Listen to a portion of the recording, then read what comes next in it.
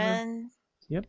I invited everyone. Wait, let me check. Okay, this Donna is not that Donna, so it's not this Donna. Where's our My hand Donna, up. and what have you done with her?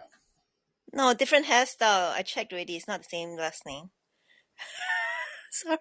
Sorry, Donna. Not Donna Riddell. You can join us if you want. Pin. Okay. And yeah, anyone's welcome to jump on stage. We can have some newbies today. If someone wants to give it a shot, if you think you have what it takes. Yeah. If you've got Can this, you handle the heat? if you can If you can handle handle Tyler, you can deal with Tyler. At your own risk. Come on up. Guys. There's a Sharon, lot did of you love raise to your go hand? around, though, so too. Jacob Hansen thinks he can handle the heat in the kitchen. Perhaps. Thanks for having me up, There is Tyler. a... I have Come other on, things I'm Tyler. supposed to There From be is a working on sign Seattle, up right now, now. but I wanted Washington. to try. Community builder. Well, if he lived through Seattle this past summer, he can definitely handle the heat. Oh, We're a in nice Seattle group, last summer, Jacob. that was a real schooling with all of the Okay. BLM stuff that was happening, but Yeah. Hey, move on. you know what? Something that's not politically correct. News regular. Why are you here? Cheryl, Just you say something joking. every show that's not quite correct. Welcome to Cheryl Offends Everybody News. Yep. She's an You've, equal Hey, opportunity Now you have offender. to you've change we it have been to tech it no news. other way. you've been officially baptized by Cheryl's insults. Oh my Thank you, Cheryl. Thank gosh. you. You have to Sometimes they change it get Cheryl, settled to than tech others. news newbie. Tech news Sh- newbie. Cheryl, you're a role model of an equal opportunity offender. That's Yes. You give right. Yeah, everybody Oh the my Un- benefit. A little bit. sure. unintentional offender. It's quite remarkable. And Did I? unapologetic. Yes, Because, totally. Did I Yeah. offend anybody? I didn't even know. It's unintentional, like what Yes. Tyler said. I didn't know.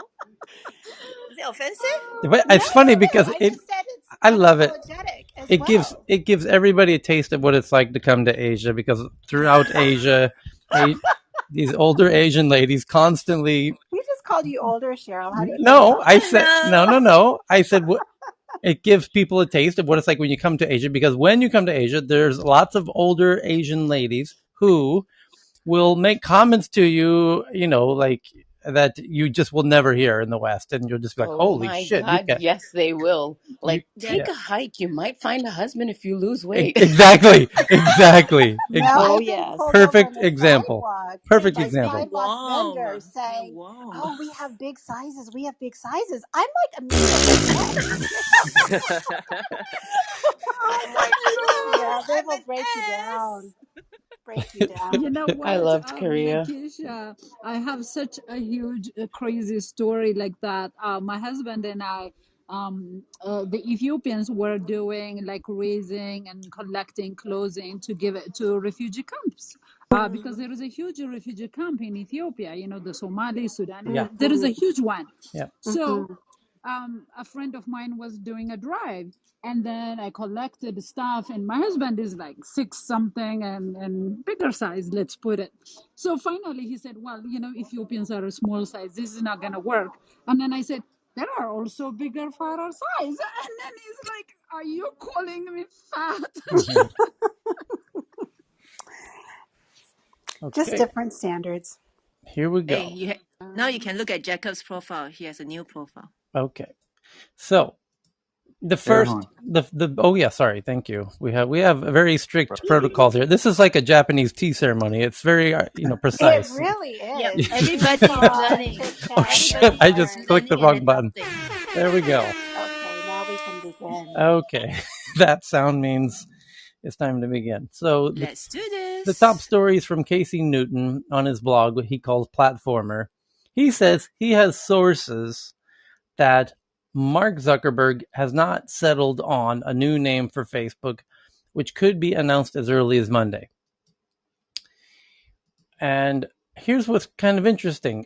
Everybody's talking. There's CNBC says Facebook plans to hire 10,000 people in the EU to build its vision of the metaverse. I don't know how that one snuck in here. Bloomberg says Meta, Horizon. Oh, even Bloomberg thinks it might be Horizon. That's interesting. They also think it might be Meta. That's also what we think is our second choice, actually. Wow, we actually, us and Bloomberg came to the same conclusions. in their title. It says Meta ? Horizon ? Facebook renamed reports. Is Bloomberg listening to tech news? What the fuck's going on? I keep thinking I think we have some I keep Bloomberg thinking haters you in guys are the calling my crowd. They've got an intern. Ooh. It's like Congress. They have the interns that pay Bloomberg attention. snitch. Absolutely. We're on to you, What's going Bloomberg. on in the world? Bloomberg's I trying to listen to this steal thing called our research here. What's going on? So the next one is like BuzzFeed says, what should the new name for Facebook be? Facebook wants to rebrand itself. We're here to help. That sounds kind of fun. And who else? The Guardian says Facebook, Basefook, I think Bookcase. Zuck, the internet has some rebranding suggestions. Vice says Facebook's brand is so toxic, Zuckerberg reportedly wants to change its name. They go back to the Facebook. Yeah, that's where I'm I at was gonna say personally. that. But I did like the second to last one that Tyler had said. What was it? The here to help one. That was the Guardian, Hellsite, Basefook, and Facebook. And I think Facebook. Somebody said, sorry, it was the one before that. It was like something about helping people in the tagline for it. Facebook here to help. But sorry, go on. Yeah, and then Aaron Levy, who's the big boss over at Box.com, says Zuckerberg is about to do a new phone, who dis, on a scale never seen before. And AOC jokingly says, oh, that'll fix it. It's like rebranding of it. Pretty clever. My buddy Jason, at Jason on Twitter, says, fairly obvious Zuckerberg is going to create a corporate holding company like Google did with Alphabet, then promote or hire a CEO to make himself chairman. Then, like Larry Page and Jeff Bezos, he won't have to show up for any hearings in the Senate, Congress, EU, etc. He certainly seems to be avoiding those lately. Jon Stewart, who's one of America's beloved comedians, says, dear Facebook, have you thought about the name Philip Morris? I think it's available. Because Philip Morris changed its name to Altria, pointing out the similarity that they're changing their names. So there you go. What it will be, we don't know. We'll have to wait until Monday or so for the Facebook Connect event. But almost undoubtedly, whatever the name is, it almost certainly has been trademarked by now, which means we don't have to guess from unlimited names. And that's why we think it's Horizon, because Horizon is trademarked. And when you trademark something, you have to trademark it for particular purposes, like T-shirts or stickers or swimming pool cleaning business or whatever it is that you're doing. And all of the use cases for Horizon fit perfectly with everything Facebook wants to do. So also Meta is also in the running because we found out that Meta.com forwards to meta.org, which happens to be managed by a medical company, which happens to be managed by the Chan Zuckerberg Foundation. Very interesting. And Meta, of course. You're calling my name. Huh? I keep thinking you're calling my name. Oh, instead of Neta. Sorry. The next one is from the Oversight Board. Facebook's Oversight Board has made a post saying Facebook Oversight Board releases a report demanding more transparency, including for its cross-check system. Oh, are you still beating that horse? And says that 524,000 appeals have been submitted. So this is a little peculiar that Facebook's Oversight Board is still asking Facebook for more transparency about the cross-check list. And for those who weren't with us when we uncovered that, the cross-check list is a list of Facebook users who are have diplomatic immunity, social media immunity on Facebook. They're able to kind of avoid Facebook moderation and dance around, any kind of punishments that Facebook traditionally doles out for people who violate their policies. The oversight board wasn't aware of this list. This list was one of the revelations of Frances Haugen's files that was revealed during the whistleblowing whatnot. So the oversight board says, oh, we didn't know about this list. You have a list of people who has diplomatic immunity from the oversight board. Shouldn't we know about that? Facebook says, no, not really. You shouldn't. That's of no business to you. And so now the oversight board, weeks later, this is all happening weeks ago, but today they're saying the oversight board demands more transparency from Facebook. Over the last several weeks, media reporting has drawn renewed attention to the seemingly inconsistent way in which Facebook makes decisions and why greater transparency and independent oversight of Facebook matters so much for users. Since publishing its first decisions in January, the Oversight Board has pushed Facebook to reveal more information about how it works and to treat its users fairly. So far, we have taken on 20 important cases and issued 17 decisions covering topics from hate speech to COVID-19 misinformation. We've received around 10,000 public comments from people across the world and made more than 75 recommendations to Facebook. As part of our commitment to transparency, today we are publishing our first quarterly transparency reports. These cover the fourth quarter of 2020 as well as the first and second quarters of 2021. They provide new details on the cases we have received from users, the decisions we have taken, and our recommendations to Facebook moving forward. We will publish a transparency report as soon as possible after each quarter ends. We will also be publishing annual reports, which will provide a more detailed qualitative assessment of how Facebook is implementing the board's decisions and recommendations. Today's reports can conclude that Facebook has not been fully forthcoming with the board on its cross-check system, which the company uses to review content decisions relating to high-profile users. The board has also announced that it has accepted a request from Facebook in the form of a policy advisory opinion to review its cross-check system and make recommendations on how it can be changed. Oh, that's nice. So Facebook is like, sure, you can make recommendations about the cross-check system that we won't share with you. Feel free. What are your recommendations there? As part of this review, Facebook has agreed to share with the board documents concerning the cross-check system as reported by the Wall Street Journal. Okay. So is transparency the right solution here?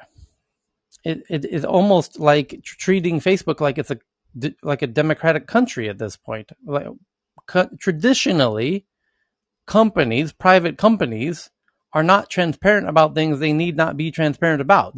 They need to be transparent about certain things as it relates to their finances for investment purposes. Private companies who aren't publicly traded or listed on public stock markets don't have to reveal fucking nothing to nobody. And they very purposely do not. So this is a little peculiar that the public, the oversight board, whatever, seem to be demanding that it's a publicly traded company, be transparent about things that no other company's public about how you're doing your moderation, blah, blah. No one has a clue about which rooms in Clubhouse get shadow banned. Not at all. That's my hobby. I sit in the hallway. I go into the rooms with crazy titles that are likely to be shadow banned.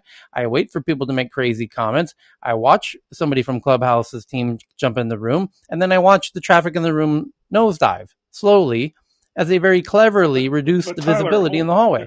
Entire companies and industries are regulated, whether it's aviation or healthcare or higher education. Yes. Not this industry. Right. Yeah, if I can regulated, type in here, it's a public utility and it should be treated as such, as a messaging platform. There you go. That's a really interesting point. That's the hot topic of debate. Is Facebook a public utility? Is Twitter a public utility? And if so, then it changes. Do they have to pay taxes? If they're a public utility, then you need to pay taxes to them. Thank you, Tyler. Thanks for that clarification.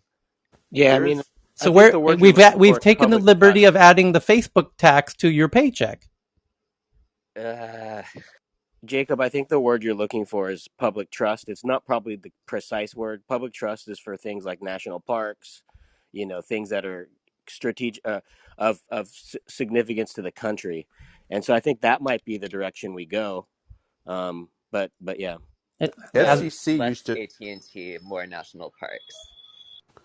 so the FCC used to regulate used to regulate a lot of these communication parts of the communications industry, right? And didn't WhatsApp, Facebook, and everything go down? What was that, 2 weeks ago or Yeah, something? yeah. And didn't the complete communication between millions and millions of people in different countries around the world? It wasn't. Well, you could argue that the people were doing business here. I mean, the question is, has it emerged to a point where it is in the sights to get some regulation because it's a communication medium that so many people use? Are they there yet? Regulation, yes, but transparency to this degree, no, because then you're making them vulnerable to competition. And here's the irony in all of this for me. As a layperson, I'm looking at us balk at China when they control their companies, yet we use these federal policies to control our own companies. And to what degree? Where does it end? It almost feels like Facebook is taking it up the gigi with a Wawa brush, no Vaseline. Where does it end, right? Where does it In begin? the in We're the not the banking word. sector, I mean, we Right. have tons of regulations that were introduced, over the decades because banks take our economy down and can break our society. So, banks have to be completely open to audit and insight and intervention by the feds. I'm not sure why this would be different. Thanks. Yeah, and let's not forget that the oversight board was created by Facebook. It's they brought this on themselves in some way. Yes, that in itself is a whole interesting point, which is, were they super sincere? What was the real motive for creating that board? It was to get itself out of the hot seat on some stuff, delegate it to somebody, kind of show that you know we're taking steps to, but again, it's the beginnings of a government. This is like creating an agency. This is like their Supreme Court or something. How do we want Facebook to become more and more and more like a government? No. It's Right. not No. the So it's not the question of that. It's we now in the world. So roll back 30 years, right, to the regional bell operating companies. Yeah. We didn't have intermediaries between one phone and another yes phone. and no. Now, There's no less than 100 messaging apps at this point. There's no less than a well, dozen that and you can are apply very popular. antitrust, and there are formulas that they can apply, right? That they can apply to at least analyze how much of this the communication goes through Facebook. They can do all that, and they should, Tyler. No one's saying that they should not, but there are a number of years of Yeah, but of the problem with Ma Bell was that was a true monopoly. If you didn't have a phone in your if you didn't weren't on Ma Bell, you had no phone in your house. You were at a serious disadvantage. Yeah, they. this No, is what I was but getting at but earlier when There's I said plenty of AT&T. alternatives to Facebook and Facebook Messenger. yeah, but Yeah, it's going this to is a go to all of them conversation as the well. FCC should be having. Signal. Actually, sorry. So if you take an example of airlines, every airline, I mean Delta, United, they're all private, but they have to be extremely transparent to the FAA, including how much maintenance they do, where do they spend, how frequently they change the tires on a plane. Everything's got to be transparent because it's for public safety. That So now if That that that's that what I this was government, going that to gets say. That interesting. makes sense because of public Yes. safety. Well, yes, but yeah, I agree, Sharon. That's where my mind was going as well. Obviously, it's due to public safety, but that's public physical safety. One could argue, could they not, that Facebook also needs to be regulated by psychologists for mental health safety. Well, mental and social safety. Yeah. that's true. Full stop. Right. In fact, there was a big report that came out last year where most of the benefits of social media would have been conveyed to everybody, but the downside, all of that, exactly what you're speaking to. I mean, we just need to have a full 360 discussion with regards to this new social intermediary between people in the communication. Tyler, this is Ken. Yeah. I actually pulled off the road because I wanted to get into this conversation because I'm Okay. driving. Yeah. I pulled off the road. That's how important I thought it was. Okay. Because I spent like a lifetime in the intersection of publicly traded companies and regulation. Yeah. And so okay, the just using the transportation and by the way, the oversight board is completely unique. So would agree with that. It's like I've never seen something like that before. But that was probably so they don't get more government regulation, as you pointed out. Yeah. But when you talk about like the FAA, it's not just what they were report. The airlines report to the FAA. A lot of that stuff is actually made public, even though most people don't know it. There's whole industries I know as when I was an analyst. I was able to get information from government agencies that were, publicly available if you requested them. That generally are, they're not stuff that they put out in their SEC reports. They're not stuff they put out in press releases. So you can get detailed information about the operating statistics of airlines from the Department of Transportation. You can get detailed statistics about oil pipelines from the entities that regulate them. So when you're dealing with like public utilities, and I've done this myself, so I know that it's that. And by the way, you pay your utility bill, and there's a tax on the utility bill, but mostly you're paying for the what you use of the utility. So it's just because they're public utilities, and their rates are regulated. There's a lot of financial information that's technically available to the public. Again, from the state regulators or whatever. So it's not unusual, and it's true also with banks. It's true with insurance companies. I mean, I got information out of from banks and insurance companies, not from them, but from their regulators. Okay, that again, we're not in the SEC reports. It helped me make stock decisions. A lot of analysts don't even know to do that. Some do. Okay, so there is a lot of information available once you're in a somewhat regulated business. The thing with tech, okay, is that it's generally unregulated, and Facebook was considered a tech company. And I can tell you, with tech companies, there was no such government agency you can go to find stuff out.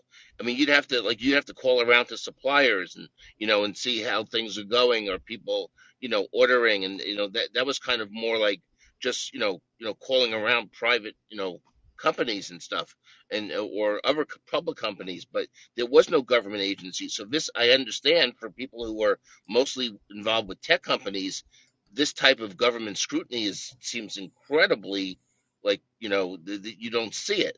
Okay, but in almost every other industry, it exists. In many industries, it exists. Yeah, Maybe not in retail either. But and so Ken, you anyway, brought up that was the point I wanted sorry, to make. sorry, Go Ken, ahead. you brought up an interesting point because FAA was created after an accident in 1958, after the Grand Canyon. President signed a federal, so it takes an accident, a major accident, to create regulation. By the way, I know a client of mine which is getting into the food industry, opening up cloud kitchens, and the way he's getting data on his competitors, he's going to the food and safety inspector inspection, the one that gives the A rating and the B ratings. Those guys do full disclosures of every restaurant that they visit. You can get square footage, you can get the kind of equipment they have, everything on all your competitors. It's disclosed. So even in the Food and Safety Administration, they disclose all the hygiene standards. Safety is the key word. It's time that this whole new communication infrastructure it's grown up. It's time to grow up and provide some transparency and safety. And you're right, absolutely. It's not just Facebook. It's all of this new infrastructure. There's a bunch of different apps. And if people don't want to pay directly to some utility, whatever, they need to start forking out of their pocket or have some go to an app that is monetizing and being transparent with what they're making off of your data and using that or what have you. But it's just time. It's just time to grow up, y'all. Okay. Yeah, and Hang the on. only Hang the on. only way you Hang can on, avoid Vinay. government regulation is We if got you some create an breaking news, industry Vinay. regulation. Oh, okay. So I think everybody's familiar with the X Prize, and the X Prize has different competitions. One going on at the moment, where it's called the ANA Avatar X Prize, for 15 teams from 8 countries compete to create an avatar system that can transport human presence to a remote location instantly. Is that the one? Hold on. Is this Yeah, it It is. is. Well, so they've just now announced the 15 global finalists for this X Prize of $10 million. And one of them happens to be on stage. Stop it. Anish. Oh, yes. Jacob? New guy? Resilient Health. Congrats! I knew it, Dr. Danish. Woohoo! Yay! Congrats, Oh, brother. that's awesome, Danish. Dr. Danish, Woo! bravo Amazing, for you. Dr. Keep Danish. that up. Oh my God, Thank you. he Congrats. must Thank be you. stoked. Yeah. Yeah, and the money is good too. That's Congrats. But yeah, fantastic. I Oh my bet. goodness. Hey yeah, no, guys, Way it's to just go, wonderful. Dr. Yeah. I just really to want level his set name, Preach, here, preach. just but to it would level be set here, Dr. inappropriate. Danish is a surgeon. He's a CEO. He takes his time to spend with us here. Yep. He takes his time to inform the public about COVID health issues. This guy really deserves a round of applause, everybody. Sorry. And he's the caregiver to his dad. He's a caregiver. This is the future of humanity, guys. This room is one of those places that is so uplifting, and it's these stories that we run into with just our friends. That's so amazing. Congrats, Danish. Thanks, Yeah, man. yeah, Hey, yeah. Also, Danish, you gotta update your profile. You're no longer a semifinalist. I feel like we should That's all right. have like a glass of champagne. I mean, it's 9:30 at night here. It might be a little awkward in other parts of yeah, the world. As long as it's Well, it's it's five9:30 o'clock at night somewhere. I was gonna somewhere. say. So I wanted to give you guys some context of the competition itself and what. So Peter Diamandis and Elon Musk are doing this one. They're the judges primarily for this, and the and alongside, actually surprisingly, and not so surprisingly maybe for Cheryl, but for the rest of the people, it's Nippon Airways actually that's doing this. And Yeah, that's what's ANA. Yeah. interesting, yeah, ANA. And so the reason why they're doing it is because they believe, and I know that people in this room believe, that the ability to transport yourself remotely is their business. They see their business being beyond just an airlines. They see themselves as people, if you can transport yourself remotely, to another place by using a robot as an avatar, you can actually not only engage with it digitally, but at some point engage with it physically. And the reason why we were selected outside of our technology and our incredible team and some of the stuff that we've done is because we believe that we can do that with doctors. And right now, as many people know, we have a shortage of doctors around the world, not only in a pandemic, but in general. And what if we could transport the doctor's skills using a robot avatar? Now you drop that robot avatar in the middle of Africa, and suddenly every doctor, especially with the satellite internet that's really becoming ubiquitous, which by the way, I don't care if I can say it or not, but in the finals, we're going to be using satellite internet to do our testing in the middle of nowhere. I'm not even kidding. And so the idea is, what if the doctor could be on one side of of the interface.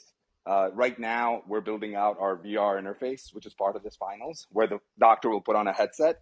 They'll put on gloves, and they'll be able to see, hear, touch, and manipulate things completely remotely, including devices. And they'll be able to do everything they can remotely. The idea is, if you can build a robot avatar that has high fidelity, you can transport skills around the world. And that's what the point is of This this is a game competition. changer for remote areas, rural areas. Oh my gosh, this is amazing. Yeah, this is exactly what we Congrats. need.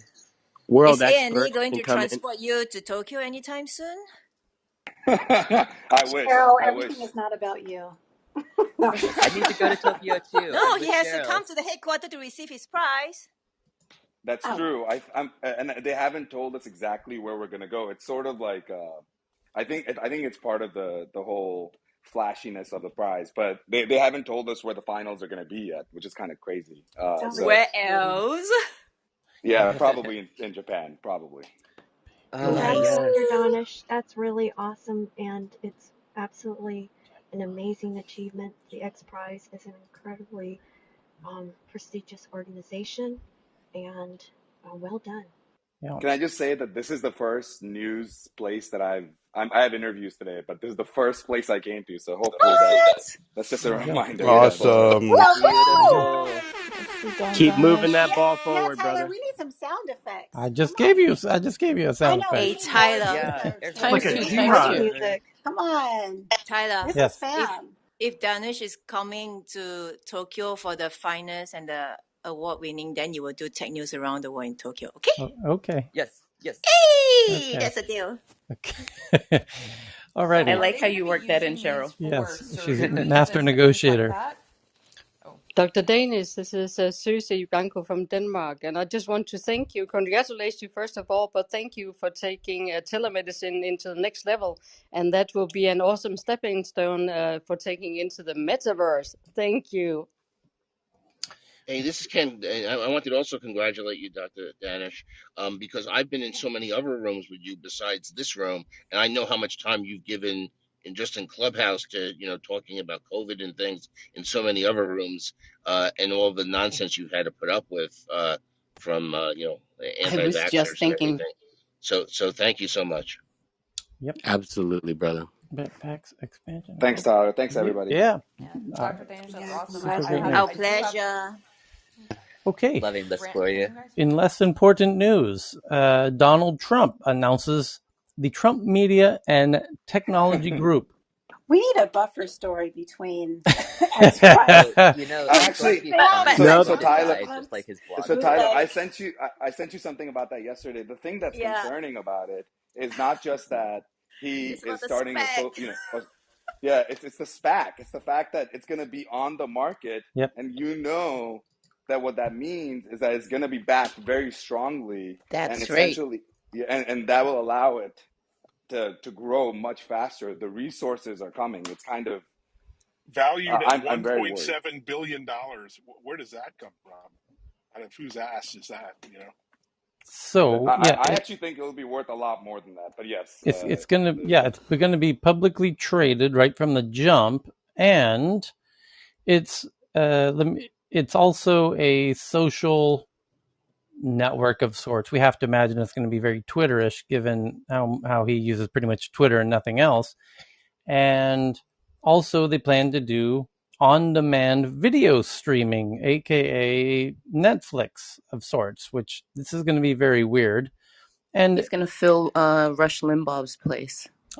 Yes. yeah, Yep, you that's could be right. right about That that. was There's a void there, so he's going to fill that. that was the plan if he lost 2016 originally. Yeah, Well, by and the I have to bring down the room for a moment. He will definitely, when he runs again, he is going to keep on using this platform. We all know this to be true. well, You mean when he wins again? well, Nope, not if I can help it. I'm an organizer, not if I can help it. I just wanted to point out because somebody asked a question where he got the money from. It was a SPAC transaction. So a SPAC, I think Tyler's spoken about it before.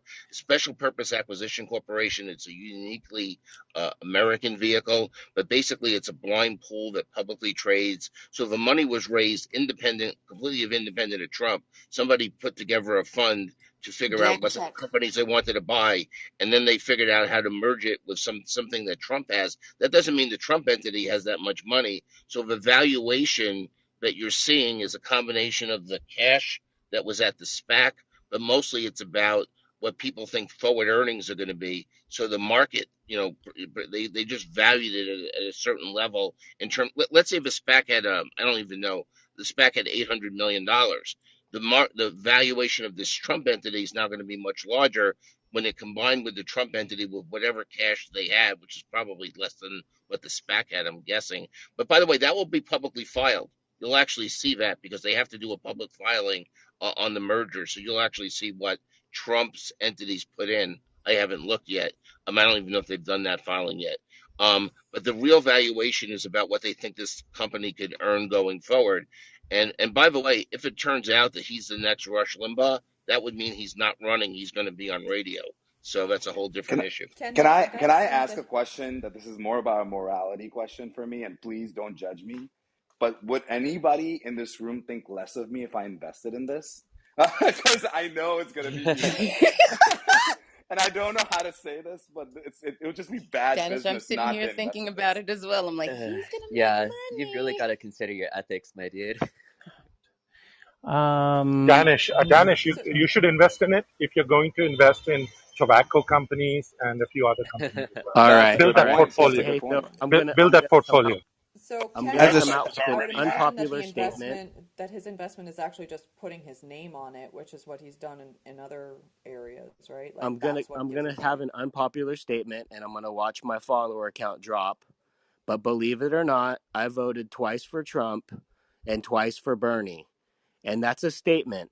If the Democrats want a chance to not have to worry about Trump, you need to run solid candidates. That's all I can say. I've just Yeah, clipped I would you agree with again, that. I'm Chris. I'm fascinated building to my hear from a portfolio. yeah. on the SPAC Tyler, I think we need to investment. reset the room. Well, just to get back to the SPAC and as an investment and all this, so Run keep in good mind candidates and don't cheat on the other keep primaries. keep in mind on so Ken taught us a while ago that a lot of what goes into this valuation is your forecast of what your business is going to do, and SPACs on that specific part are not regulated. If that's correct, Ken, right? So it would just be a very getting Well, back to no, no, Dr. no, no. Danish They're more loosely regulated as about loosely. what, in terms of what they're allowed to say about what their forward-looking projections are, than if they were doing a traditional IPO. Okay, so that, but they are SEC regulated from any other perspective, and there'll be a lot of documentation that's filed as a result of they're going to have to merge the Trump thing in with the SPAC, and there'll be a fair amount. The detail, a lot of it will be absolutely mind numbing because a lot of it will be about holding company structure and about this company owning this subsidiary that owns that subsidiary. Particularly with Trump, it's probably going to be worse than most. Okay, Do you think? so but other Do than you the think mind that's going to numbing It's push? stuff, scrutinized as an IPO. SPACs tend to have less scrutiny than that's what I IPOs, said. don't you That's what think? I said. Yeah, That's but yeah. specifically, That's but exactly what very I said. very, but loosey goosey all the way to the point of you can literally take a pen in the lower right corner of a piece of paper and just rocket it off to based on just on ether. If that's what I Yeah, recollect yeah, yeah. was It the would be issue, interesting. and just Ken, just circling that back to Dr. Danish's Yeah. legitimate question, right? About, hey, where are the different investment opportunities? What is the risk of SPACs intrinsically on that point? about about uh, about Actually, about investing in them. Just the whole idea that the valuation is going to be based on some forecast, and the forecast is right out of somebody's butt because it's so loosely. A lot of SPACs have not done well, but some have. I mean, DraftKings did very well, which is in sports betting. So I yeah. mean, it's always going to be specific to that situation. I think a lot of SPACs haven't done well because they're not really typically followed by the traditional Wall Street analysts, even when they kind of like do a merger for a while. DraftKings picked up a lot of coverage, and it's an relatively easy business for people to understand sports betting. But there have been some SPACs that have had some fraud with them. I think there were some electric vehicle SPACs that blew up, because of disclosures, and I think one of them actually was an accounting fraud. But so, Hey Ken, but quick question. the track record with SPACs is probably not that great in terms of investing in them. But occasionally you'll find something like a DraftKings. Yeah. Going back to the tech side of this, uh, my assumption would be that this decision is going to finally move the needle on Section 230. They're finally going to come up with some regulation, and it's going to affect the entire social media industry because this is one place where Republicans and Democrats can truly come together. Where like maybe we need more regulation if Trump can just spin out a completely different channel. I do wonder if we're going to see before the next election what happens. Oh, I should point out Tyler and I are familiar with a company called SoFi, and we both know the CEO, and that was originally a SPAC, and that's a real company. So it just depends. You can't just judge it because it was a SPAC. The only thing about the SPAC, again, different from a normal IPO, that they're going to they generally have been able to make more wider forward-looking statements, if you want to call it, about projections, and we'll see what they put out, and we'll see if they put out some like a detailed like PowerPoint or something that some companies do, showing what they're going to do. because Trump doesn't like transparency, so this is going to be interesting because most SPACs actually try to be transparent. Arguably, maybe they're overly, enthusiastically transparent. With Trump, because he always wants to keep everything so close to the vest, it'd be very interesting how this differs. I think WeWork is trying to do a spec this month, right, Ken? Yes. Let's Yes. see what's going to happen. Yeah. I think just to comment on the investment side of this. I mean, you got to remember, Trump was banned from Twitter and Facebook. And that's for like him or hate him, he was the president of our United States. And I think as an alternative that's reaching out to 50% of our 330 million people, I think this is a solid idea and solid investment potentially going forward. Well, here's an interesting update on this, which uh, it's all happening right now. That a lot of the mainstream media is reporting that the website, it's called Truth Social, capital TRUTH, Truth. They're calling it Truth Social, The most and ironic title ever. Yes. yeah, and a couple of folks have found where it is and were able to register the names, user account names. When they signed up, the name Donald Trump was available, so they took it, and so was the name Mike Pence and Donald J. Trump. So some people have registered those I love names that. and then taken very kind of lewd photos, and they're posting them as if they're Donald Trump on the website. So when you go to the Donald Trump account on Truth Social, you No, you see, got to take the name at real Donald Trump. Remember, right. that's what he used to use. And anyway, so the headlines are saying things like Trump's Truth Social hacked within hours of announcement, which from a cybersecurity standpoint, there's no hack there. This is just somebody registered a username and then is posting as that person. There's no hack. That's not what we mean by the word hack. But I can understand how Newsweek, in this case, not being geeks, don't know technically what the word hack means. The Independent says Donald Trump's social media app, Truth Social, hijacked by fake account before launch. Okay, that's a little more accurate, I guess.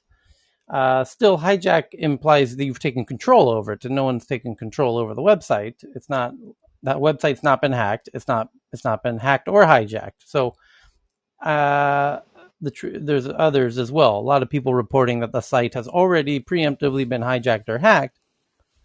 It hasn't. So Newsweek and the It is Independent. kind of interesting that the whole MAGA movement tech has been so bad. I mean, Parler, you had that first attempt at a Trump website from the desk of Donald Trump. I mean, I don't know. Can they not get good tech geeks? That's probably the issue. That they're not getting good tech talent working for these MAGA organizations. Because I mean, the Trump phone, that MAGA phone. I mean, everything they do seems to be a tech Yeah, debacle. well, to a degree. I have Arvin, it's a sorry, point here. Arvin. What Go ahead. can Go you ahead. can you yeah how long do you think after now that this is up and running we will get regulations now in this area? Oh, if the Democrats stay in power, yeah. Right, this But is don't like you a think, fast Tyler? track way for that to happen. But Yeah, I think but they like, might they can regulate on on a a per site basis as well. They could say, oh, you've got um, COVID misinformation, and you have to do the same thing we've told Facebook and others to do, and or you've got. It's going to be really weird because they're saying it's going to be the home where they're not going to censor people. Everyone has a voice. We've already seen a few sites who have tried this, and they end up being incredibly toxic due to kind of pedophiles and all kinds of really disturbing shit. I mean, wasn't the Taliban on one of the sites most Taliban's still recently? on Twitter, by the way. Twitter, yeah. But also like Parler, right, or something like that. Yeah, One Tyler, of why can't the Twitter give back Donald Trump his account? I mean, we're supposed to Twitter's be yeah, freedom of speech. Where is freedom of speech? Twitter's explanation is on that issue that and why the Taliban members still have Twitter accounts and Donald Trump does not is they did a blog post on January 9th, 3 days after the January 6th at the Capitol, saying, here are the 2 tweets of Mr. Trump that violate our policies. And we've warned him previously. And we have this process where we warn people. And after we warn people, he said, and then he did these 2 tweets on January 9th that violate our policies. So he's no longer welcome on our platform. By the Yeah, way, but we have, if he gives assurance that he won't do that, maybe they should at least have a communication and then inform all of us that we've tried it, and then he's not willing to do that. So something would be better than saying you are censored. well, there's also conspiracy theories that might not be so conspiracy that, or not might not be so theoretical, that highlight the point that it happened on both Twitter and Facebook and the other platforms simultaneously, like really in the same day. And that's kind of suspicious, as if it wasn't them their own internal decision, that they were kind of being guided by some other CIA, FBI, some other some other kind of government, power was kind of whispering in their ear, so to speak.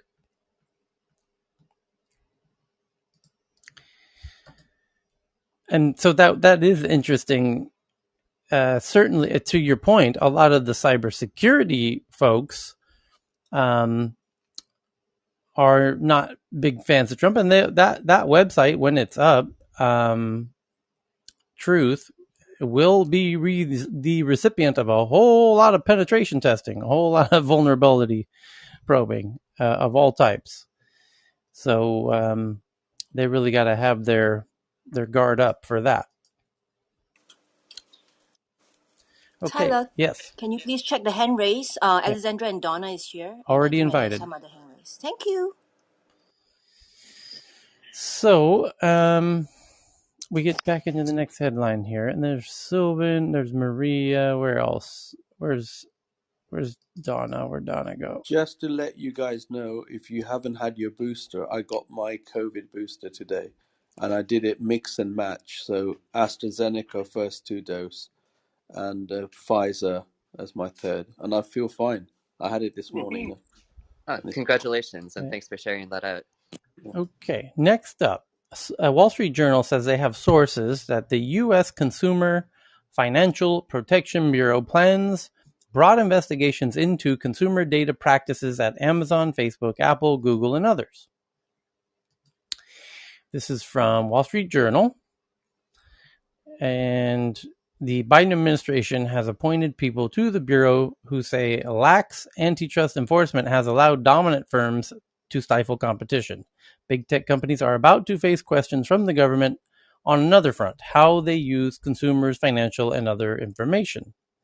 The Consumer Financial Protection Bureau is poised to examine consumer data practices at Amazon, Apple, Google, and Facebook, and other firms, according to people familiar with the matter. The move would open a new front in Washington's scrutiny of big tech. The Bureau is expected Thursday to issue orders seeking information from the companies, the people said. All of the companies are engaged in consumer-facing financial services or have ambitions to expand in that sector. The questions from the agency will be broad in scope, the people said. They will likely range from inquiries about how consumer data that flows through the companies is used in lending decisions to how data determines what ads or which ads consumers are shown. In all, the companies are expected to face demands to answer dozens of questions, while the Bureau also seeks public comment on the requests. The action by the agency is the latest move by the Biden administration to scrutinize big tech. It has appointed individuals who say lax antitrust enforcement, especially in the tech sector, has allowed dominant firms to hobble rivals and stifle competition. They include Federal Trust Commission Chairwoman Lena Khan, and others. Republican and Democrat lawmakers have also called for tougher regulations, such as strengthening privacy and competition laws. Okay, This next up. circles back to the Facebook story that we were talking about earlier, Lena Khan there. Where's next here? Mark Gurman, the geek at Bloomberg, says that in an internal email over at Apple campus, Apple will test unvaccinated corporate staff at HQ each time they enter the building, starting November 1. And then people outside of their HQ at their retail stores will be tested twice a week if they're unvaccinated. And then the next one's from New York Times. And it's something called Pleasure DAO, DAO. A group of digital asset collectors says it created an NFT that will stand as an ownership deed for the Wu-Tang Clan's one-of-a-kind physical album. So this is kind of Whew. interesting. So That was Love that. Martin Shkreli's or whatever yes, album that was Australia. seized. Yeah. I Yeah. was That's I so was just cool. wondering what happened to Wow. that. That's got to be up for grabs, right? The Farmer Bro. No, they got it. I think they got it from like, I think that they had to sell a bunch of stuff because he's in jail now. And Right. I think he Yeah. had to sell a bunch of his assets, and people jumped on that Wu-Tang Clan album. There's one of them, literally only Of one course. ever. Yeah. so Cool. 7 years ago, Wu-Tang Clan's one-of-a-kind album called Once Upon a Time in Shaolin was created as a protest against the devaluation of music in the digital era.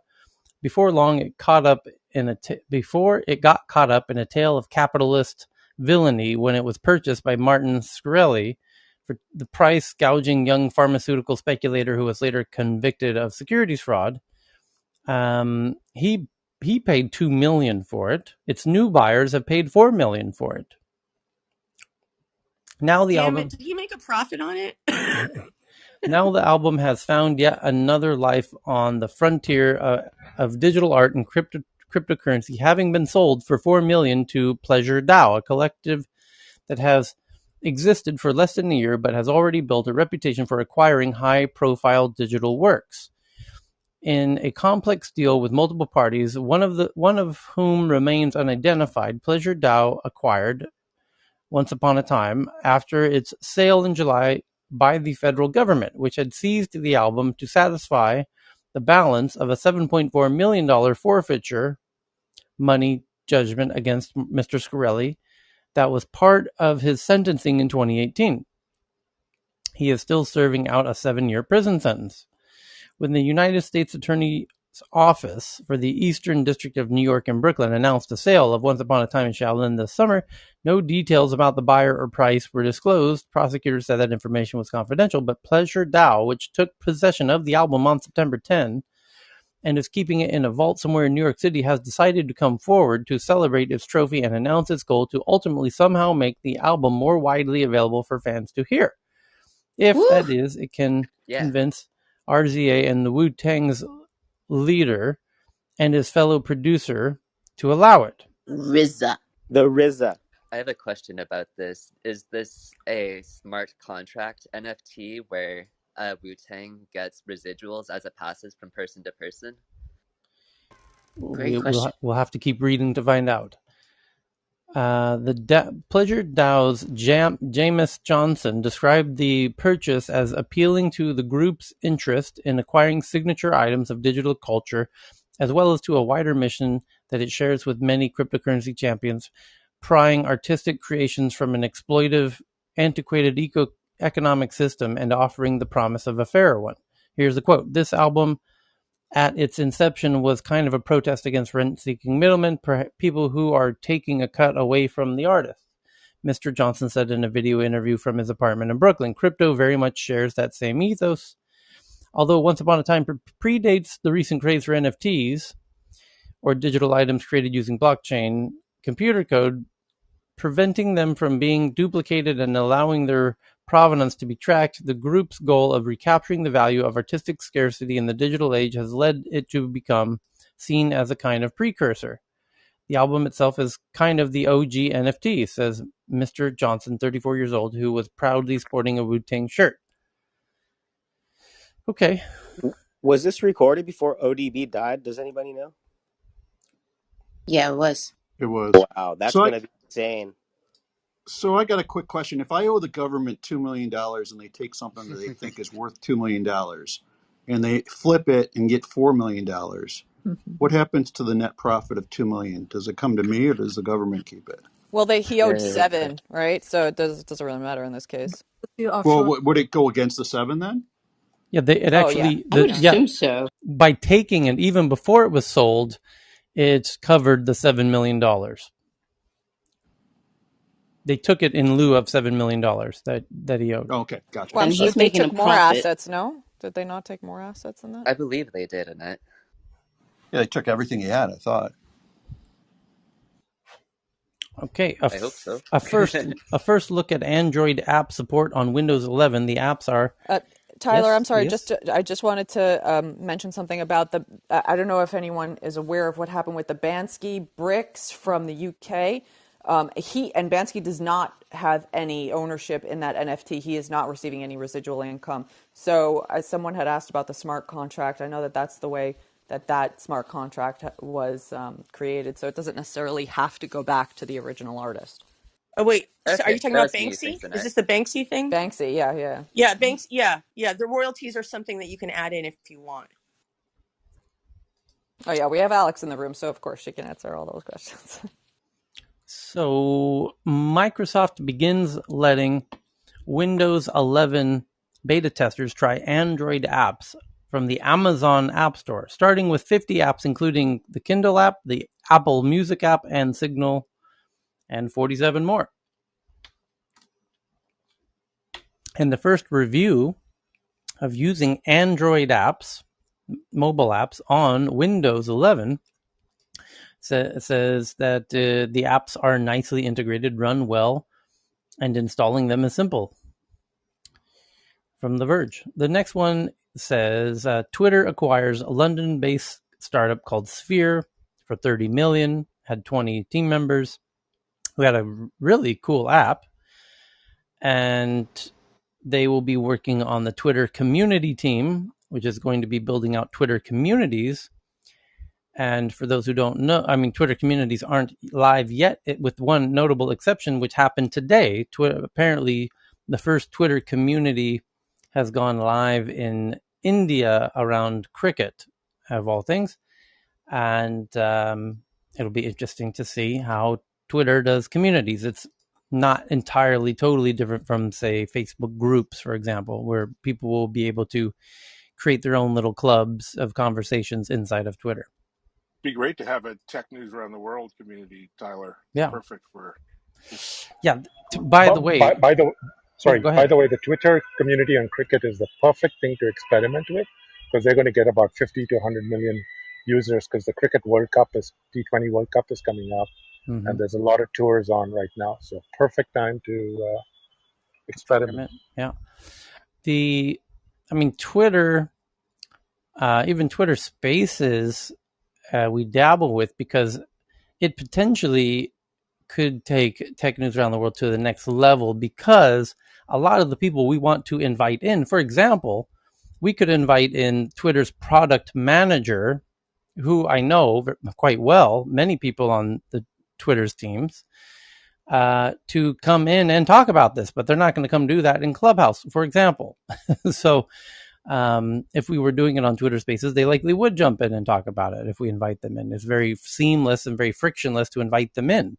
Yeah, and most of the journalists are not on Clubhouse, but they're on Correct. But Twitter. I that mean, they like are Kara all Swisher living does on Twitter. Twitter. Right. So Right. in terms of the journalists and the startups who get the fundraising and on, it'll be interesting to see because Twitter Spaces is launching their version of the hallway any day now. And also they're launching their version of the Clubhouse Creator Accelerator, where they're now Twitter's going to be offering $2,500 per month to creators that they accept into that program, and that's happening right now. So when the hallway launches, it's going to be very interesting, and it's already in beta launch for a lot of beta users. So the next one is Apple's product design has improved since Johnny Ive left. Ooh, ouch. Bloomberg with a real hot take there, as it seems to be putting the emphasis back on function over form and is less obsessed with thinness, according to Bloomberg. Well, Bloomberg, in all fairness, you don't make hardware. And the obsession with thinness. It was in part, and the removal of ports was to served quite an important purpose at the time. And now that you don't have to sacrifice, you don't have to pick one or the other. You can have both now, and so now they are. But Hey, Tyler, yes, just a quick correction. Bloomberg, maybe a different part of Bloomberg, yeah, absolutely makes equipment. That's the original Bloomberg, is the yeah, Bloomberg terminals. yeah. So, Not exactly I'm less consumer. into it's different from the publication. I just wanted to, Yes, point out it's one company, though. yeah. yeah, I'm less into thinning out and removing ports. I'm still waiting for the flip phones that we saw in the movie Her, the Spike Jones joint. Samsung's And already got them. Yeah, I Yeah. know. I'm keeping an eye on it, but I really want the next Pixel, like the 7, to be a fold, as well as I'm on an iOS device right now, but the new Pixel is so appealing to me. okay, so next up is from Gizmodo. NVIDIA's GeForce Now cloud gaming service adds a $100 per month tier with RTX 3080 GPU hosted inside a bespoke SuperPod server offering 1044p games at 120 frames per second. That's a lot. That's a Jesus. mouthful. Jeez, what a title. Yeah. Thanks to the new custom servers equipped with the new RTX 3080 GPUs, GeForce Now will support game streaming at up to 1440p at 120 frames per second. But it costs $100 a month. You got to be quite the little dedicated gamer. There are plenty dedicated gamers. That's a lot of cake for some video games. I used to go to the arcade. I would spend like $5 on the weekend. I was high rolling at that point. But Tyler, imagine you were one of those. We Yeah, now know that's how much the Twitch streamers are making, Hmm. and we know yeah, how much. exactly. One of the It's like it's sort of like Bitcoin. imagine you were an athlete, like Tom Brady, or you know how much Tom Brady spends on his health, right? Just like that. This is their business. This is their entire industry. Mm-hmm. Yeah, hardcore gamers though aren't going to play cloud gaming. They're going to want their own rig, or they're going to want a console. So it's. I think cloud game is mainly for casual gamers. So it's very odd. But Evan, that might change if the cloud gets stronger, right? Because what they're doing in this, and the reason why when I was as Tyler was walking through it, it seems like there's a ton of edge processing here. And I will say that while rigs today tend to be on premises, I'd be surprised if we don't see all of that compute power go to the cloud with edge processing. I mean, that has been the promise. It just like you said, it hasn't been realized to date. Yeah, I mean, look at Google Stadia. That they're really disappointing. I mean, it's almost a complete flop based on their expectations. No one's really using it, and it's a great gaming service, but like the hardcore gamers aren't there. So, Yeah, but I do see that moving in the long term, especially with things like, Steam taking NFTs off their platform, all of the NFT Rage interoperability. It just seems like that's where everything will have to go in order for interoperability to happen. And global competition. I could see that happening easily there. So the next one is let's see here. Over 2,000 hourly Amazon workers at its Staten Island facilities signed union cards and plan to file with the NLRB by October 25. Amazon opposes the move. An effort said to involve more than 2,000 workers across 4 Amazon facilities in Staten Island faces obstacles. An Amazon employee group formed by warehouse workers in New York Staten Island announced its goal to vote on unionization, becoming the latest labor organizing effort from workers at one of the nation's largest employers, second largest, in fact, and just behind Walmart, actually. And in the very near future, will surpass them, actually. The independent group of Amazon employees, called the Amazon Labor Union, plan to file with the NLRB, National Labor Relations Board, on October 25 for an election. The organizing involves more than 2,000 workers across 4 Amazon facilities in Staten Island who have signed on to the effort, according to the statement from the group. Chris Smalls, a former Amazon employee who was fired from the company last year, is leading the group. Here's the quote. Workers are demanding Amazon to stop their union busting practices and allow workers to use their rights to organize towards collective bargaining without interference, the Amazon labor union said in a statement. The group hopes to achieve higher wages, create safer working conditions, and increase paid time off, breaks, and medical leave options, among other goals. Kelly Nantel, a spokeswoman for Amazon, said she doesn't believe unions are the best answer for the company's employees, saying, every day we empower people to find ways to improve their jobs, and when they do that, we want to make those changes quickly. That We're type in of... my wheelhouse now, Tyler, and I was waiting for that statement from the workers and the reply from the company. If Amazon is truly a company that wants the best for their workers, they need to give their workers a legitimate seat at the table. I'll cut there. It says that type of continuous improvement is harder to do quickly and nimbly with unions in the middle. She added that the benefits of direct relationships between managers and employees can't be overstated. We've made great progress in recent years and months in important areas like pay and safety, she said. There are plenty of things that can keep doing better, and that's our focus, to keep getting better every day. And that's the last quote, but I imagine we will continue to get updates because that's right around the corner on October 25th. So no doubt we will see the results of And that vote. Yeah, one we're real in quick such a point. pro-labor environment right now, sorry, and just I fully support like the shift towards labor. I'll end there, Jacob out. And You mean Jacob, robotic one thing I will labor say. or human labor?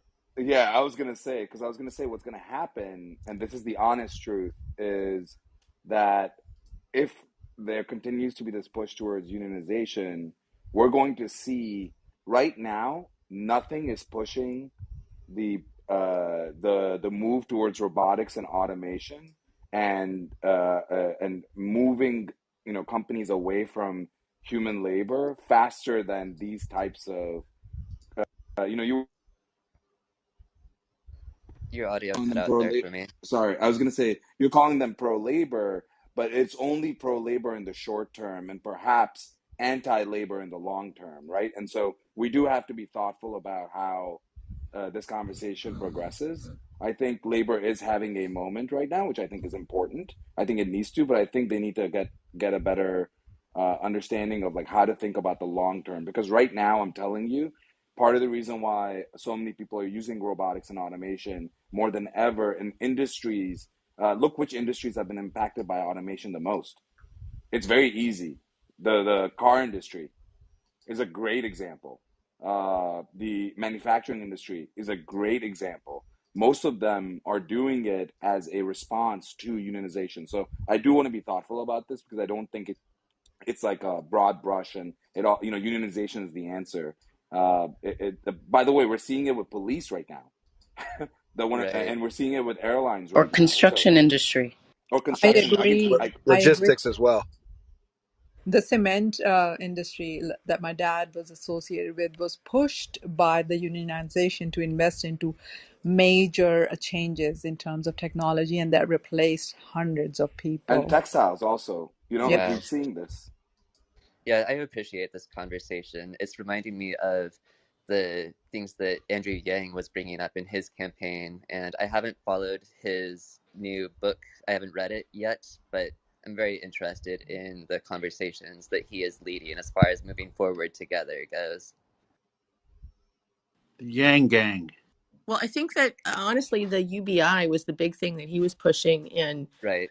I think there's kind of not really an alternative to that because we need fewer and fewer people to run economies as like the more what we would consider advanced economies, right? Like the ones that are now knowledge-based economies rather than service-based or agrarian or main mineral exporters, as you kind of move through this scale.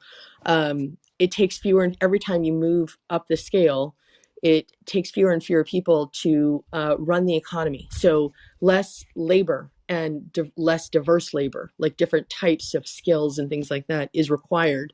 We get to a point where we're actually requiring only a few specific types of labor, and they require very few people. And this is an unfortunate truth. The average intelligence of humans, which hasn't changed in 100,000 years, right? Which used to be more than adequate to be everything from a worker to, emperor, right? Is no longer sufficient for many of these jobs. You actually have to have like a standard deviation. Just one. Two is crazy. Like that's, you start losing relationship with people. But one standard deviation is now the average for people who are in the segment that actually powers the economy. And that is a huge change, and is something that, human intelligence, obviously, and skill sets are not changing at the pace that economies are. And our birth rate is, generally speaking, declining, but not at the pace that, like there's not just 10 people left or whatever. So we're going to have a huge population that's only growing, who are unable to participate in economic function. So how are they supposed to live? Because right now there isn't really anything providing for all the people who don't have the skill set or interest or whatever to actually be part of economic movement. So what do we do with all these other people? And I don't know that there's much of an answer. Like the options are kind of, export them to areas where there's manual labor and lower skilled labor required, or more diverse labor. Yeah, I my think Alexandra. that's last also hot why take on there's this Or like a before. machine personal care tax. robots. That Personal I care mean, it's robots. Alexandra. not great. Yeah. Like, but it's because building robots and having them, it's cheaper in some areas to still use people. But what are we going to do, as every economy moves up the scale? Because that is also human nature. What are we going to do with all of these people? They do have the right to live. Yeah, and that is why Right. there is the tax, right? The machine tax, or the this idea of taxing machines that do automated work. Well, Yeah, we've I never love what been worried Alexandra was about the saying, rest of the and world who are in that situation. So it's history. I mean, it's rise and fall of empires. yeah, my final hot take on this before I'll back up is that I feel like I have one of the safest professions as a community developer on the stage right now. I'm a Jacob Dunn. We read a headline when we were here 8 hours ago that's totally relevant. And the headline is, "This Florida restaurant's robot is making a big difference." In the face of unprecedented restaurant labor shortages, some establishments are turning to futuristic form of technology that aims to alleviate the workload of servers, which is robots. The New York Times revealed how hospitality-oriented robots are on the rise among frustrated restaurateurs and business owners struggling to find workers during the pandemic. The leisure and hospitality industry saw a 50% drop in employment in 2020, says Vice President of Marketing at White Castle. This is far and away the worst shock to the industry on record, dating back to the Great Depression of the 1920s. For Carlos Gazitua, owner and CEO of Florida-based Sergio's restaurant chain, it was nearly impossible to find workers to fill job vacancies after relaxed COVID-19 restrictions allowed Florida restaurants to reopen indoor dining. The solution to his staff scarcity came in the form of Servi, a food service robot developed by Bear Robotics and SoftBank Robotics Group. Bear Robotics co-founder and CEO Juan Higueros said demand for the robot has surged among restaurants, casinos, and other locations with overwhelmed staff. And the whole idea of unions was we get the humans together and collective bargain, because if we all get the humans together, they have no other option. They got to negotiate with us. And that used to be true. That's no longer true. Yeah, There's the now thing that's robots. missing right now is like the global union. Well, Sorry to jump in there.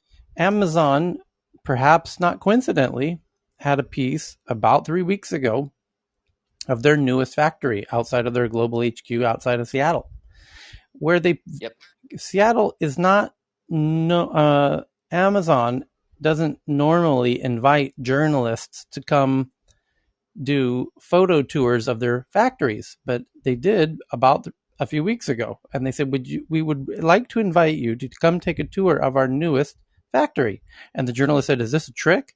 Because we always want to know what's going on with Amazon, and you guys don't ever want to like do anything open with the press. So is this, is this like a Squid Game or some kind of bullshit? Like, what are you going to do with us? And they said, no, please come and please bring your best cameras and your best photographers. We'll put you up in a hotel. We'll wine and dine, take you to the best restaurants, and we're going to give you a nice tour. You can meet the CEO. And then they came to the new factory, and their factory of the future. And the photographers and the journalists took their photos, great photos. And they even said, if you look closely at all these photos, and there was about 10 photos in the piece that we saw, and there was about 3 people in the factory that we saw in those 10 photos. And the journalist said, there's no people in this new factory. And Amazon said, exactly. Welcome to Yeah, the we're future. coming back to the like democratic socialist or socialist movement that Eugene Debs was trying to get off the ground like just about 100 years ago when he was running for president.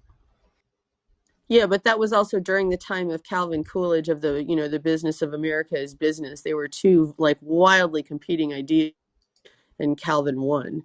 But Right, yeah, and now we're in the and that's business where of we the are. globe as business. Yeah, that's what happened. But I saw one of these robots years ago, like I want to say like 6 or 7 years ago at Jason Calacanis has this inside conference in San Francisco that I used to attend regularly. It's an annual conference. It's really cool. He's got like a lot of people there that are really interesting, and they had Hyperloop that year. And one of the things that they had was this arm that could dispense coffee, like make and dispense coffee. And it was like people were just like watching this thing the entire conference, like they were missing events to watch this like robot arm like serve coffee. And apparently now this is one of the major robots that is being offered. So Servy serves, there's another one that can fry, and this Servy arm, which is, it's called something else, maker arm or something like that, that can actually make drinks and coffee and serve it. And you It need can make people, and espressos, there's Alexandra. what? I'm Yeah, sorry. It can espressos. make espressos, and there's even one that can do margaritas, perfect margaritas. So yeah, Yeah, I mean, the they I mix front want it one. end perfectly employer every is single being time. weaned out of their jobs if they and here's the thing, we're talking about pay scaling, and these companies are saying forget pay scale, we have other solutions, and it's in robotics. It's what I've been saying about manufacturing. In manufacturing, we run cobots. They're cooperative robots, and they Collaborative. $20,000. And if you break it out, if I have a full-time employee, that's $10 an hour for that robot. It's fully trainable. You train it with natural. You just put it in training mode, and you just move the arm and say, I want you to do this, I want you to do that. You take it out of training mode, and it's done. I mean, it doesn't get any easier. And it's And going it to And do it Well, doesn't how does complain it that about train over though? and over and unionization. over, right? and It's it going to do doesn't the need same thing and it's never going to fail. it Well, doesn't and it's need also not sleep, going to it show doesn't up need drunk days or off. high. It's not going to sexually harass other workers. I And mean, I and ran em, Why? a well, and manufacturing you'll facility, Can and it I was It's can I not weigh in gonna as Well, well? take wait. days Because you How guys off. are does the Not robot need to feel overestimating. about sleep. me as a No trans lunch person? break. So the Well, way that and these things also get developed these days, the robot will sexually harass a worker and it will be a What major news what are story its and then pronouns? it will is get that a feature or a reprogrammed. bug? The so The just pronouns to robot are be will it, clear, How do identify it, we as a and it. call human. this robot? What do we just to be name clear it? that there are so from the robotics side of things, we want to be a little bit careful to overestimate the skill level of robots. I agree with Chris that collaborative robots are especially, I think you're talking about the universal robot, which is a very strong platform.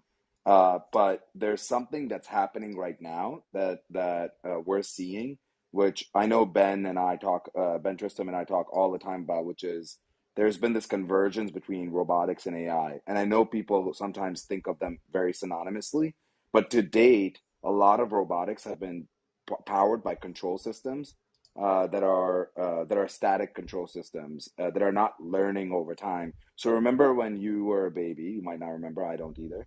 But when you worked with a baby and you're in that, they're feeling things and they're touching things and they're we're still in that phase with robotics right now, where robotics can't do very, very high skilled labor yet. And partially, if you give them a slight change in the in the dimensions or in the workspace or in the tooling, they completely fall apart. That's changing very, very rapidly with something called deep reinforcement learning, which I know that in the AI rooms we've been talking a lot about. As DRL takes over, and when I say takes over, we're right now, and again, this is sort of in our roadmap. But you know why we're allowing doctors to use a robot to do physical exams? It's not just out of this sense of doing the right thing. Of course, it's doing the right thing, but I've got investors. We also have and we have a long-term vision of how do we automate the physical exams? How do we automate the skills of a doctor so we can drop this in any place and now every doctor is available at every location? That is sort of like the bigger vision, and high skilled manual labor is going to take years. But what you can do is every time somebody uses something, moves it, does these things with collaborative robots, like Chris was saying, the robot could actually be learning around along the way with a reward, and so there's a lot going on in this space right now. I will tell you that within 5 to 10 years, a lot of this high skill labor will be automated. So right now we're I'd say seeing. less than that, Dr. Danish. I would say earlier So I than have a question. I disagree just because I see it every day. I have to tell you that there's this underlying belief that things are going to move faster. And, people tend to overestimate the short term and underestimate the long term. It's a well known problem. Tyler's been in the field for a long time. I've been in this stupid area for so long that I feel like, 10 years ago, they said we were going to have autonomous vehicles in 10 years. And now they're saying, in 10 years, we're going to have autonomous vehicles now. So, if we're having so much trouble with autonomous vehicles where there's already a medium between the user, because there's a computer that, unless you're Fred Flintstone, you're not driving the car with your legs. But most of actual labor is still done with human tool, effector. And so, we still are not capturing those motions. And so I think while people like to believe that it's going to be faster, I'm telling you, we're at least 5 to 10 years, if not longer, away from most labor being completely automated, especially, again, if you change one aspect, either the workspace, the tool, or the thing that you're working on by a slight amount, 90% of robotics falls apart. And so I do want to be thoughtful about the fact that we're still very early in the convergence of robotics and AI together in terms of those three aspects. And again, I don't mean to be a Debbie Downer. I just want to be honest about where we are. So That's I not have a a question. downer. No, I I have a appreciate it. question. I wanted to see if the potential of this, as Dr. Danish is saying, let's say 5 years or 10 years from now, and if the potential is about impacting 40% of the workforce, what happens to these people then? What happens to the people? What That is happens to this exactly workforce? That's Yeah, but exactly what I I'm was going to saying. push Is back. this is why this universal income, the universal basic income, is going to become a requirement because we need fewer and fewer people. There's an Can I apocryphal. Oh, sorry. sorry, Alexandra, I was just going to rebuttal to that. So the rebuttal is, one of the most popular jobs at one point in America was being a telephone operator. That was like a thing, like where you would go to telephone operator school. Do you know that one of the other most popular jobs was being a typist? Yep. And Yeah, you know what ended up but happening? but Hold on, no, hold no, on, hold no. on. Let I, me I let me mean, just finish. I I see. just want to finish my thought, Alexandra. I'm so sorry. My point is that as we are able to continue to move to higher and higher levels of and moving away from these jobs, maybe, just maybe, the answer is not give everybody money regardless of what they do. Maybe, just maybe, the answer is let's prepare for a future where just doing the exact same repetitive motion over and over again is not considered a job. And I think that that's okay to say out loud. I know that some people might think that I'm saying something that's completely not okay, but if you think that, then you would have been left behind in the days of the telephone operators. I, And I think that we Danish, just have to that's be I exactly don't honest what's think. going to about it. Okay, happen. time for me to weigh in. When I was in school, women were told to take typing and shorthand, okay, because you could be a stenographer who took notes, shorthand, that's what you use shorthand for, and typing, you could be a secretary. And my father urged me to take typing and shorthand, and I absolutely resisted. And what I actually got was a liberal arts degree. In fact, what I actually got were 3 liberal arts degrees. And do you know what those degrees prepared me for? Everything. And Yes.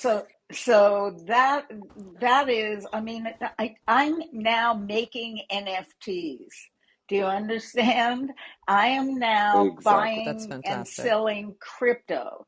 I was born in an era with rotary phones. All this shit has happened during my lifetime. And I have been prepared for it by learning how to do research, how to read and comprehend, and how to you know retrain myself for whatever is coming along. And you know, when we talk about what's happening and what's coming and when it's coming, you can never predict when these things are coming. I remember the very beginning of autonomous cars, and I thought, well, maybe we'll have those. And my friend Scoble keeps telling me all the time, we will have them. But I once went to an autonomous car conference, and I heard a guy from BMW say, we are never going to be able to have truly autonomous cars until we have the roads that make it possible to drive autonomous cars safely. And that made me realize how much more complex this autonomous car thing was, and this predicting autonomous car thing was, than anybody originally thought. So, a Wait, can I perspective. just oh, Go sorry. ahead. Sorry.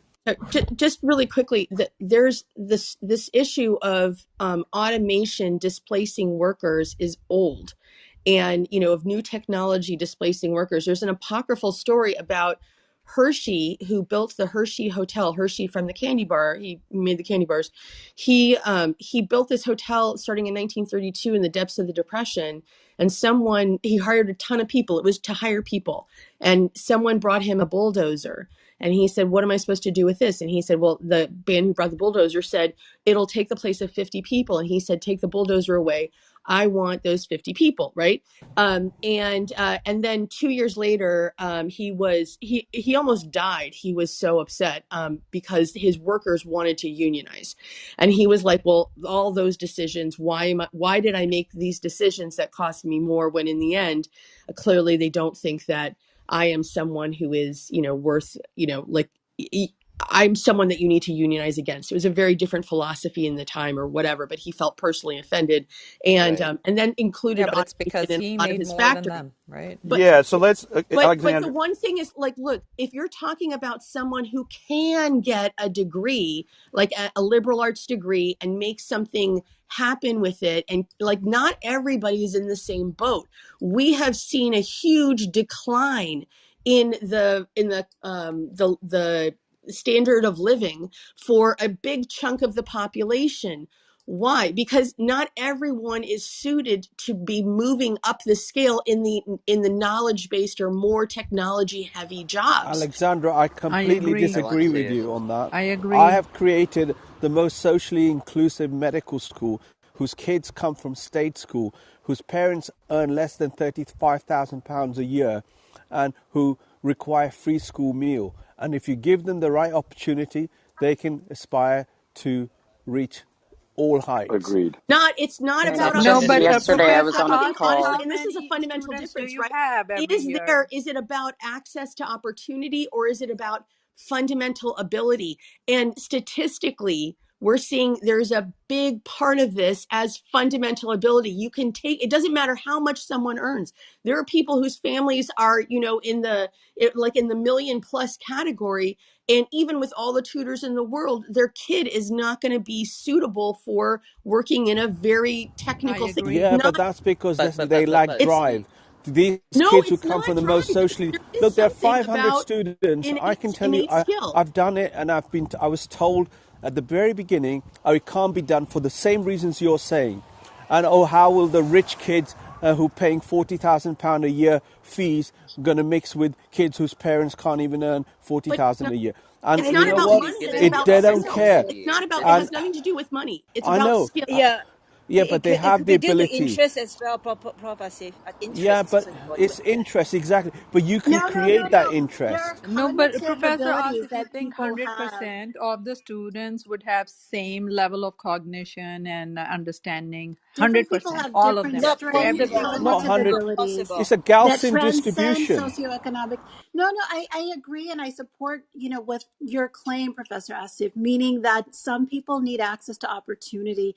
They have all of the ability, they just don't have access. And I believe that what Yeah, some Alexandra of is them. saying Some of is them, that yes, some we're percentage, And all yes. they're gifted behind the differently. curve too, so we'll have to talk We're about that. all gifted differently, and so to try to force certain people into professions just because they're hot professions, it just is not. It's not going to work for everyone, and so I as I listen to Alexandra, that's what I hear her saying.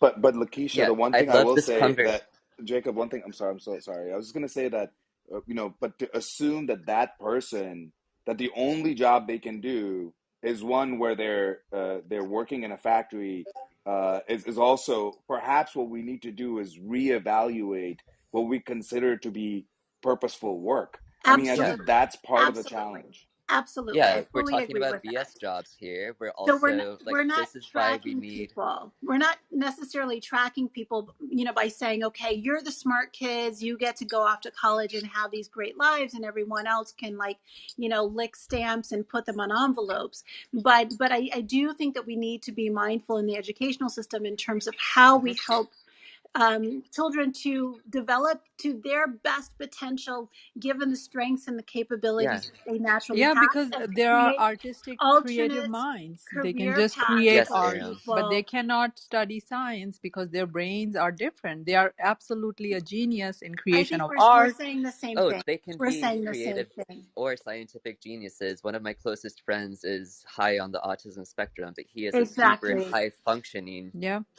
highly published Mm-hmm. scientist, an evolutionary biologist that is Even like Einstein I has don't widely think that respected in everyone's his going to field. be a scientist or be in STEM, and most of these Exactly. You frontline cannot works are determine a not path. focused on that also. Where I see the issue is in the quality of education we're providing, right? I just had a conversation with YMCA and Hub Boston Public Schools where we're trying to integrate some of these educational pieces as a supplement to what BPS is providing because it's lacking, right? So if we're going to say, yeah, let's get everyone up to par, we have to talk about the sort of education we're giving in different communities. Hmm. Once we level that up, then we can sort of translate that into better skills. You don't need to worry about getting everyone into science, but perhaps they can be ones that are experts on how engagement happens from person to Yes, person and how yes. to train the algorithms in those sense. So there are other ways. There are low codes, no codes. There are different things that we can train people up on. I don't think it has to do with artists versus scientists at all, or even a matter of intelligence. It's a matter of access. Yeah, Can I I love can that I But share. it's can Everyone I is actually Josephine, chime? I love it's intelligent this in their behind share. own all way. We this. this. But But need it's to actually Steve behind is a identify good the intelligent. example. Steve Jobs No, is a good but no example. Child Left Behind was all about saying taking out vocational education. That's why we don't have shop or home ec or any of that stuff anymore. It was everybody can go to college. And that is not That is true. not right. That That's is not Yeah, not true. this true. is They took no, no, out no. all this vocational education, and what happened? Now we just have a shortage of skilled trade workers. That's just what happened. They're Alexandra, That all was you in know, the people who I '80s. could have know done Anil really was well Alexandra, in another such an you field art know, person. because He we Tony dropped made out that of Blair, college as and one now he's thing. doing mushroom. Alexandra, He's just expanding the Hold mushroom hold on, business guys. because Hold that's on. his We can't hear genius. He everybody. can grow mushrooms, but he couldn't do college. And now his business is thriving because he loves growing mushrooms. So that's his intelligence. And Special all of us mushroom. are intelligent in special ways. We need to figure out who's more intelligent, Magic in which mushroom. way. Mushrooms. There can is a I? Hey, guy on psilocybin is here who legit. has No, a no, not company. that kind of mushroom, the real edible Okay, one. Okay. Francine. Sorry. I mean, I, psilocybin is I also have a edible, but friend on here named Stephen Rudolph who has a company called Multiple Natures. And the whole purpose of that company is to help people find what their strength is so Yes, that I they love know it. what to Yes, study in agree. school. Yes. It's And, like yeah. and Everyone his is The Tudor created test, right? Stephen different. Stephen Rudolph, Multiple Natures. I love Yeah, it. this Multiple is Yes. intelligences. We are all Multiple nature. intelligent in our That's right. yes. Not everyone Look is them up. created equal. And Different so, people as have different someone who's strengths and served as weaknesses. a university dean at two colleges, you know, what I would say, and I had, you know, roughly 2,500 undergraduate students in both of those positions, lots of engineering students. And I think there's a lot, you know, oftentimes, particularly when we talk about tech, you know, we assume that people that are really good at engineering, you know, are going to be hyper successful. And, you know, in many cases that's, you know, that turns out to be true, but I had a large number of students actually who were really good at, let's say, you know, mechanical or chemical engineering, but they really struggled in the liberal arts courses that they needed to take. And so that's why I say that I love this, you know, this business model that Dr. Francine just mentioned, because it's about understanding the hmm learner and creating pathways for people to be successful based upon their natural skills, talents, and Yes. abilities, and how we as educators and we as members of the community can help them to cultivate that. So Right. the Exactly. I question, though, volunteer Can the I with can I question a is can I student body of 50,000 students in college, and not every one of them want to pursue a degree. Amazing athletes. They are genius in their Yeah. hand-eye coordination, and that's their skill set. Musician. So, you know, you cannot make a fish climb a tree thinking that, oh, that's the way to go. No, you have to identify a eh, fish will, you but know, swim in water, and the elephant would be the other way around. So, yes, we need to identify the yeah, individual okay. genius The But there. question. let's also I consider. need to reset. I need to reset this conversation. Excuse me. We're all saying the same things. We've all made very similar observations. We've seen how mobility, upward mobility, opportunities, all these things, access to education, affordability of education, hmm the union. It's a complex stew of all these things. But just as an example, just as an anecdote, maybe you're great at something, but there's no market for that. Okay, Sure. so it's a multi-legged stool. I propose that we, as a civilization, I'm using that word quite seriously, we need to let go of the challenges and our failings in the way that the system has worked historically.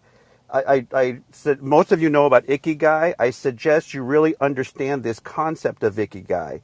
Yep. Ikigai is about finding out what you're great at, that you get paid, and then draw a line around how much you need to get paid It in gets today's you world. up in the Let me morning let me let me the way finish in my which you point. want. Wait, excuse hmm me, hang on.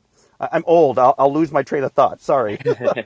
And the third leg is, what does the world need you to do? What does the market ask for? And I would throw into there, because I need to tie this back to this fantasy that robots are going to take over all of assembly and everything. That's a fantasy land, for lots of the reasons that people are bringing up. But what does the world, quite frankly, the earth, the living system of the blue marble need? hmm Okay, we need to go, especially coming out of COVID and in the 2020s, and we have a bunch of things in government. Another thing to triangulate this back a few different ways: stakeholders. Yeah. Dr. Francine reminds me of I'm from that era as well. Okay, back in those days, companies had multiple stakeholders that they looked out for. Okay, CEOs were not paid the way they are now. CEOs were not incentivized, and executive teams were not blindly incentivized by personal wealth based on the quarterly returns and profitability. We are in a system where the only stakeholder is profit. Period. That's it. So that's why we're in this crap that we're in. We have generations now of people that are not equipped to live the life they want to live, right? Because they don't have the education. Who's looked at how much college tuition costs these days? This is where I Holy wanted to mackerel! go. So the point is, the new system needs to incorporate Mother Earth as a stakeholder. Yep. It needs to incorporate our social fabric of humanity as stakeholders. Thank We you. need a major kind of smack in the head of how we've been pursuing what we think is success. Success has to include these other stakeholders. And then, kind of in closing, I talked about the CEO paying here, CEO, reward and incentive, right? In terms of what Hmm. drives their decision to deploy robots and to crush unions is for profitability. There is another piece of that conversation that has to do with how DC here in America has been with the lobby control has and the Supreme Court decisions about corporate personhood and things like this. We are just really we are controlled by, quite literally, lobbies and specific people in DC. Anybody can look at the legislation I agree. in Yeah. this whole Biden thing about how one in sorry, Tyler. David, can I'm I trying to just stay interrupt focused. something that you And one said? last thing. What? No, no. Okay. I will totally punt after this last point, because Tyler, I said something last week, and I could see it upset you, and I need to retract it because the incompetence in journalism is systemically thwarting all of us. And then I'll let you do the Facebook stuff, but I will jump into the political media. And when they basically say that the moderates and progressives are fighting over the climate, that is a complete fucking lie. It Okay, is David. Joe Manchin specifically and Cinema, who used to Well, be a who. I'm sorry for saying the F word. I think a couple F bombs have been dropped in this room before. I think we're fine. it's a hot topic. This is not progressives and moderates. This is somebody very specifically, two people that are going to be voting against the rational use of government through carrots and sticks to cultivate a 10-year journey of our energy grid system to start to clean up what we're doing. I'm David. I'm done So, speaking. David, Sorry if I thank Yep. stepped on you. Thank you anything. It's for that. okay, Let If I me can take David. it I if back I to can the just appreciated your add skills on, Thank input. you, piece. Let David. me take it back to Thank the you. Thank you, skills David. piece. Can I David, get a Because can word I in? just hold continue on just a is a second. hot I want to take it back to the skills piece and just underscore something that he said. So David, when you first said, that universities needed to focus on where there's a market, and then you someone's came back mic is around, hot. I'm sorry, too much interference. Jacob, I think it's yours. But when It's you those first news people. when you first underscore, you first highlighted how universities needed to focus on marketability. I just want to how would I say, agree, and then also point to a challenge related to that argument. And I believe that you came back around when you talked about what's good for the earth, what's good for society. But if we can think back to maybe 10-15 minutes ago when Dr. Francine was talking about her liberal arts education, what we're seeing in higher educational institutions, certainly in the US and globally, is this pressure to link education to jobs, which on the surface makes a lot of sense. But what happens from a budgetary standpoint is that the humanities get cut. And so things like philosophy, things like, social sciences, things like, foreign languages, other types of curricular programs that help us to think critically, to think from different perspectives, to articulate our thoughts, they are cut and devalued within those systems. And so that's the bind that we find ourselves in higher education, where we have to, help students to land jobs that are going to be fruitful for them and good for society, and to do it in constrained budgetary circumstances. So I just wanted to kind of link a couple of pieces that you may or may not have said. So No, these are thank you, all Lakeisha. valid Let me points. If respond I to that if real I quick. Lakeisha, wait, it'll can be I just say 10 something? seconds. 10 seconds. Lakeisha, absolutely right, 1,000%.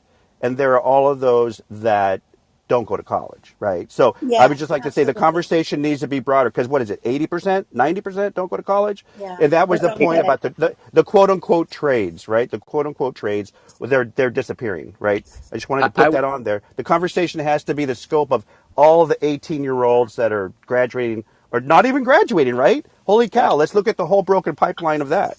Look mhm, at the dropouts, high school dropouts. Look at the high school dropout number. Netta? all right. So I've been I'm gonna go back to my it's a hot topic, and I'm loving listening to these comments, but I'm gonna go back to my question again. Assuming, what I'm hearing here is the potential of what's possible for young people and their trainings and where they can kind of fall into and kind of go after, what they're good at and what they're interested in. And so I hear all of that. My question is, what do you guys think is going to happen to the potential of almost 40% of the workforce? These are, now let's remember, these people are people that have been working at their jobs, at their positions, anywhere between 5, 10, 15, 20 years or so. So they've been conditioned, they've been trained, they're used to their job and their businesses. Many of them may not know what to do, what's next, where to go. Maybe, I mean, we're talking about people that have been trained to do their work and their business for years. So let's say in a few years from now, we're going to have up to 40% of the workforce is going to be impacted by, and I don't think you can stop it. I mean, this is the way it's going to go. And I don't, I'm not saying if it's right or wrong. I'm just saying, so this is where we're at. Where do you think these people are going to fall? What do you think is going to happen? They're That going to those To are fall be in those are city. big They're going very, to numbers. to be fall in very cities like They're honest, Detroit big, big and numbers. St. can I Louis and other no, cities that had this type of this same scenario has played out in America for decades. Factory workers who were trained specifically and first off taught in school to become employees instead of running their own businesses and all those things. They were actually taught to work in the factories. That's how the education system was designed, to build employees. Those people took those jobs in the factories. And when those factories got up and left where they were located, Danish, you and I can go spend some time right now in Jennings or Ferguson, or we can head to Detroit and take a look at exactly where we're going to be in the next 10 years. That's Meta, what's and going to I think happen. the other piece to your Yeah. the other piece that I would add is, you know, I know within this in the U.S. system, tied to adult and vocational educational programs, there are retraining programs. So I done some work in the state of Minnesota years ago with people who were dislocated.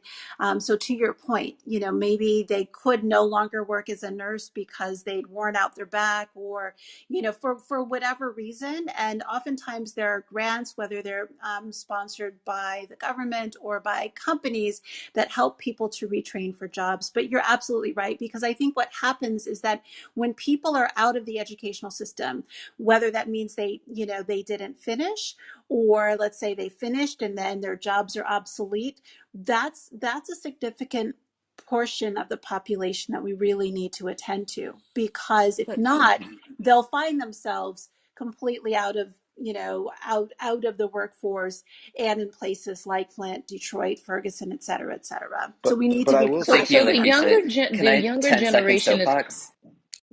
go Retraining is for it. spectacularly unsuccessful in general. They have a very, very poor success rate. It's been tried in a number of places like coal mining communities, places where they're mostly industry towns and the large factories have gone, and they have spectacularly poor rates.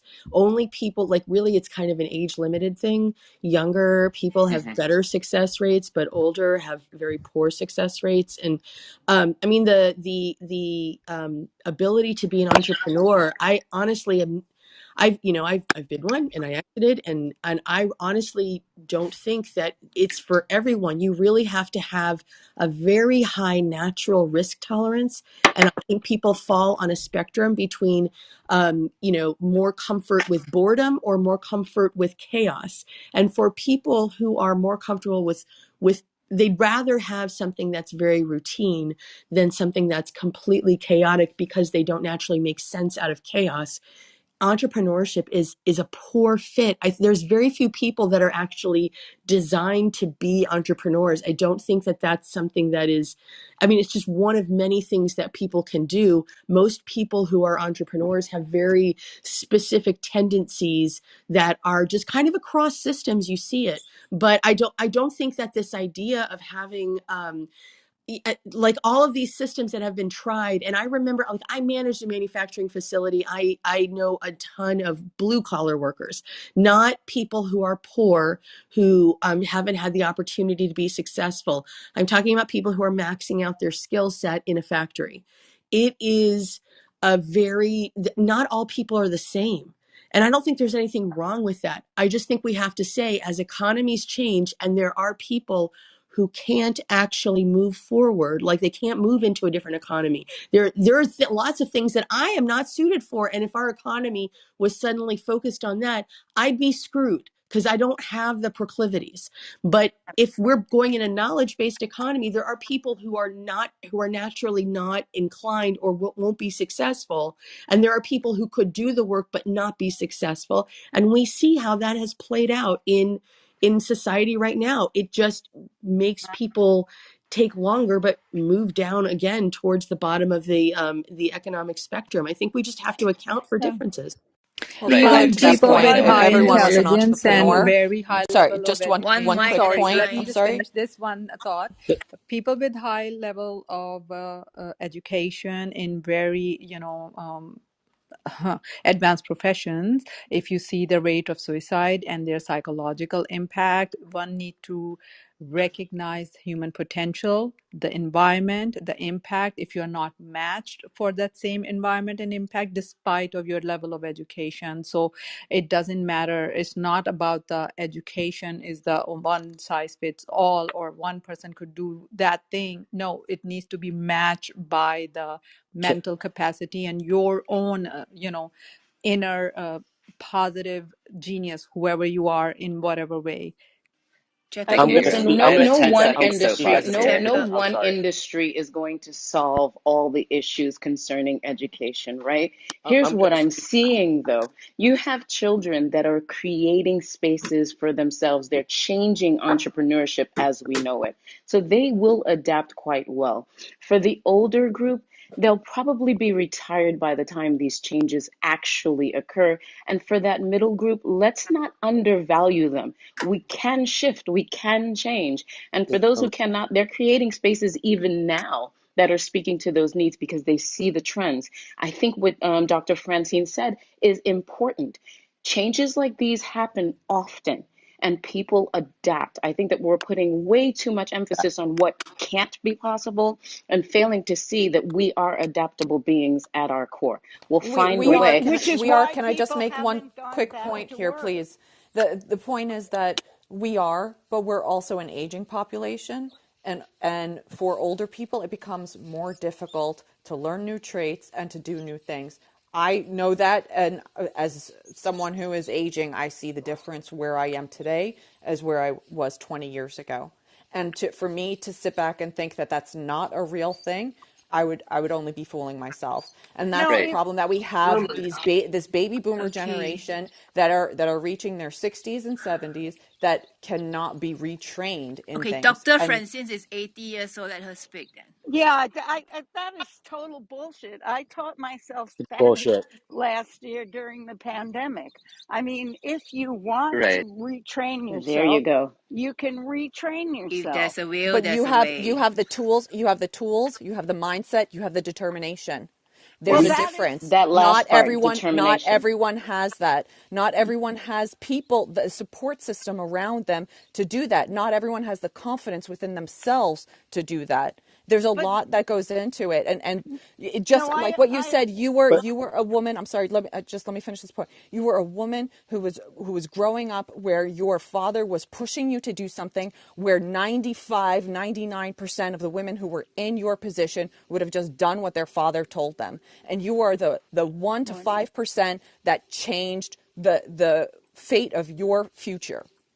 And Most that Yeah, just people set I me did up what my understand. dad perfectly for what told I was me, and trying I to had to say. change Francine, several go. times. Let Francine This is answer. Susie, and I work with the aging population in the silver economy. And I think that Francine and Annette, that there's some very, very strong points in the aging population. And think that the trend that we see is the aging population that are becoming older now. They are acting as younger people until they're 80. So we have a shift of when you are considered to be old and not contributing to society.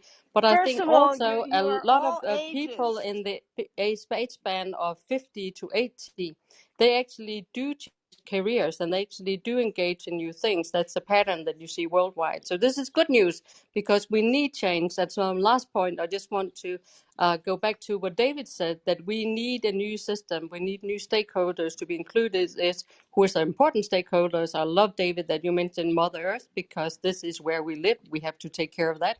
We have to have it as a stakeholder, and we need to get the new jobs in the space where we take care of the lives of future generations, and that's where we should make the new jobs. Thank you, Susie from Denmark. And the Francine, elder Francine, Thank you, population Okay, Francine. Dr. has so Francine. expertise in their let Francine, area me that they can leverage. Let's let not forget can Francine that. I speak, just please. remind you that this is incredible ageism and that it doesn't break down like that. There are many people not going back to work now, not because they don't have jobs, but because they don't have the jobs they want, and they are finding ways to make a living that have never been found before, and they are retraining themselves. Now, I think a large part of this happens when people begin to feel that they either don't want to do or are no longer suited to do what they used to do, or that what they used to do isn't available. I trained a whole bunch of midlife engineer men during the 2008 recession to be their own source of funds, so to speak, of a living.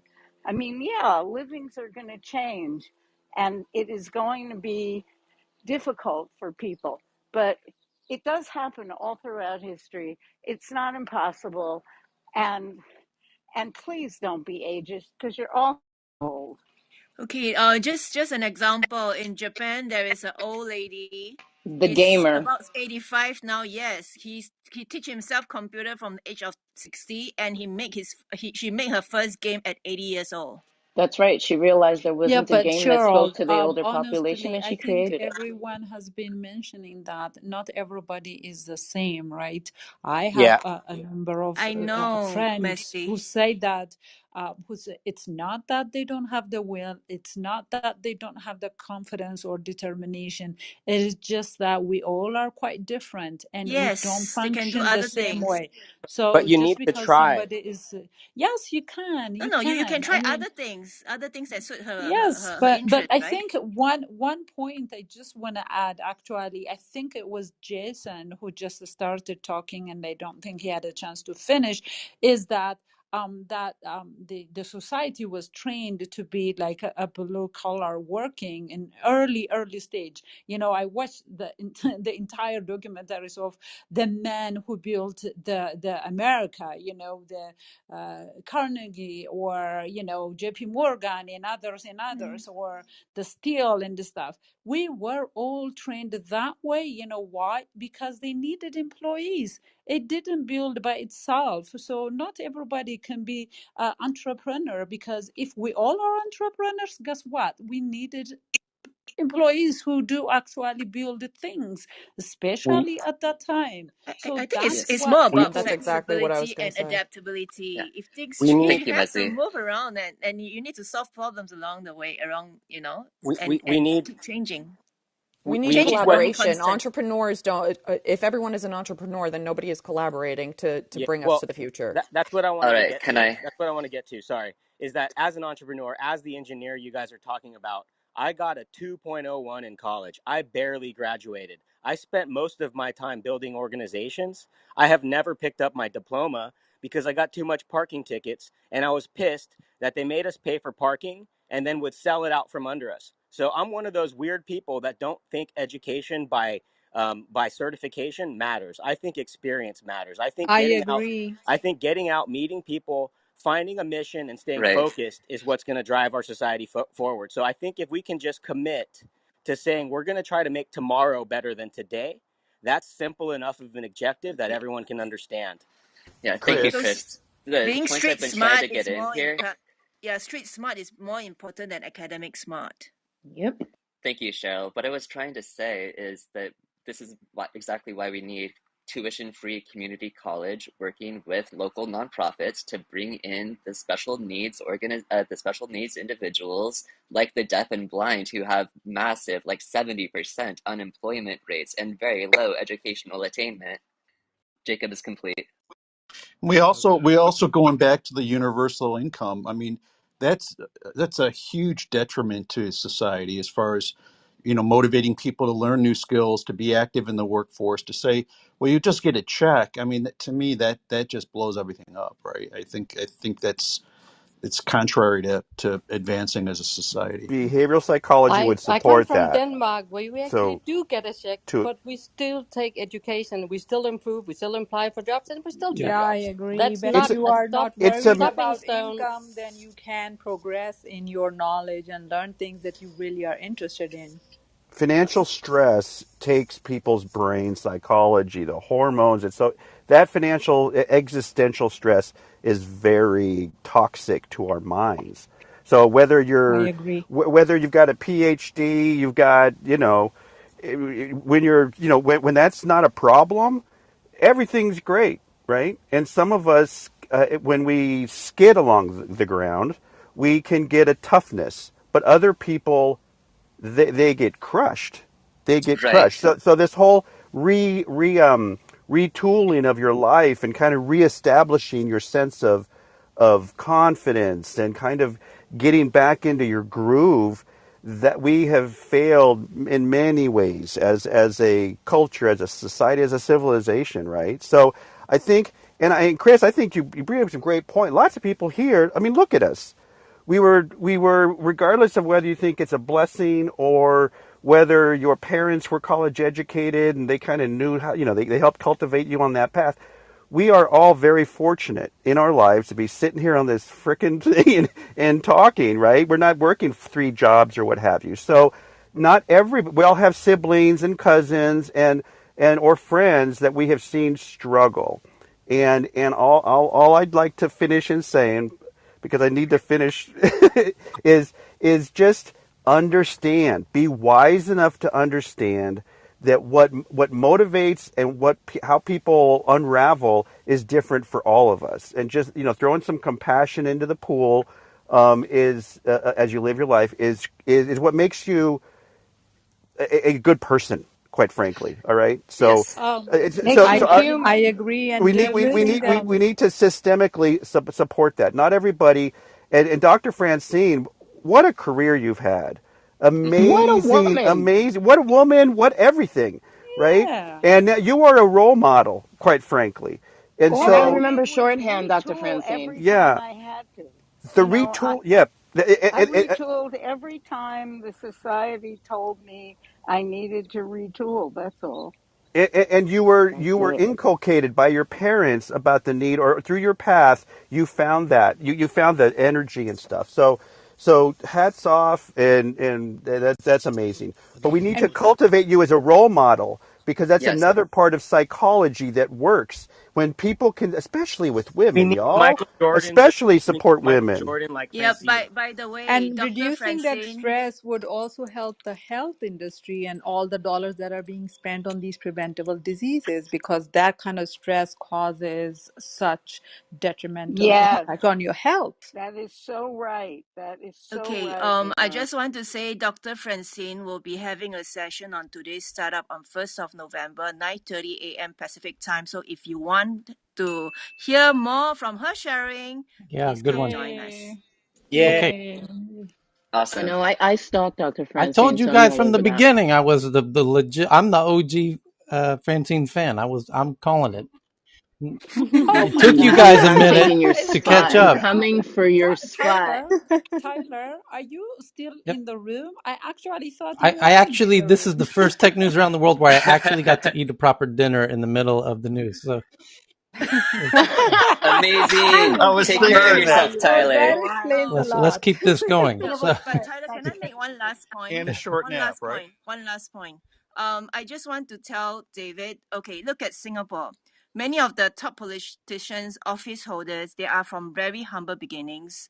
They are from Hmm. very poor family, but they get government-sponsored public service scholarship, and that's how they become what they are now. okay, so we Same with South Korea. the where we left off in the top headlines is right around here. Plaid is a startup who Visa tried to acquire for $5 billion, and regulators said, nope, you can't do that. And so now Plaid has partnered with Square and Stripe and others to help consumers and businesses make payments funded by their bank accounts after its acquisition by Visa failed. Rippling, an employee data management company led by Parker Conrad, who's quite an interesting figure, raises $250 million at a $6.5 billion valuation.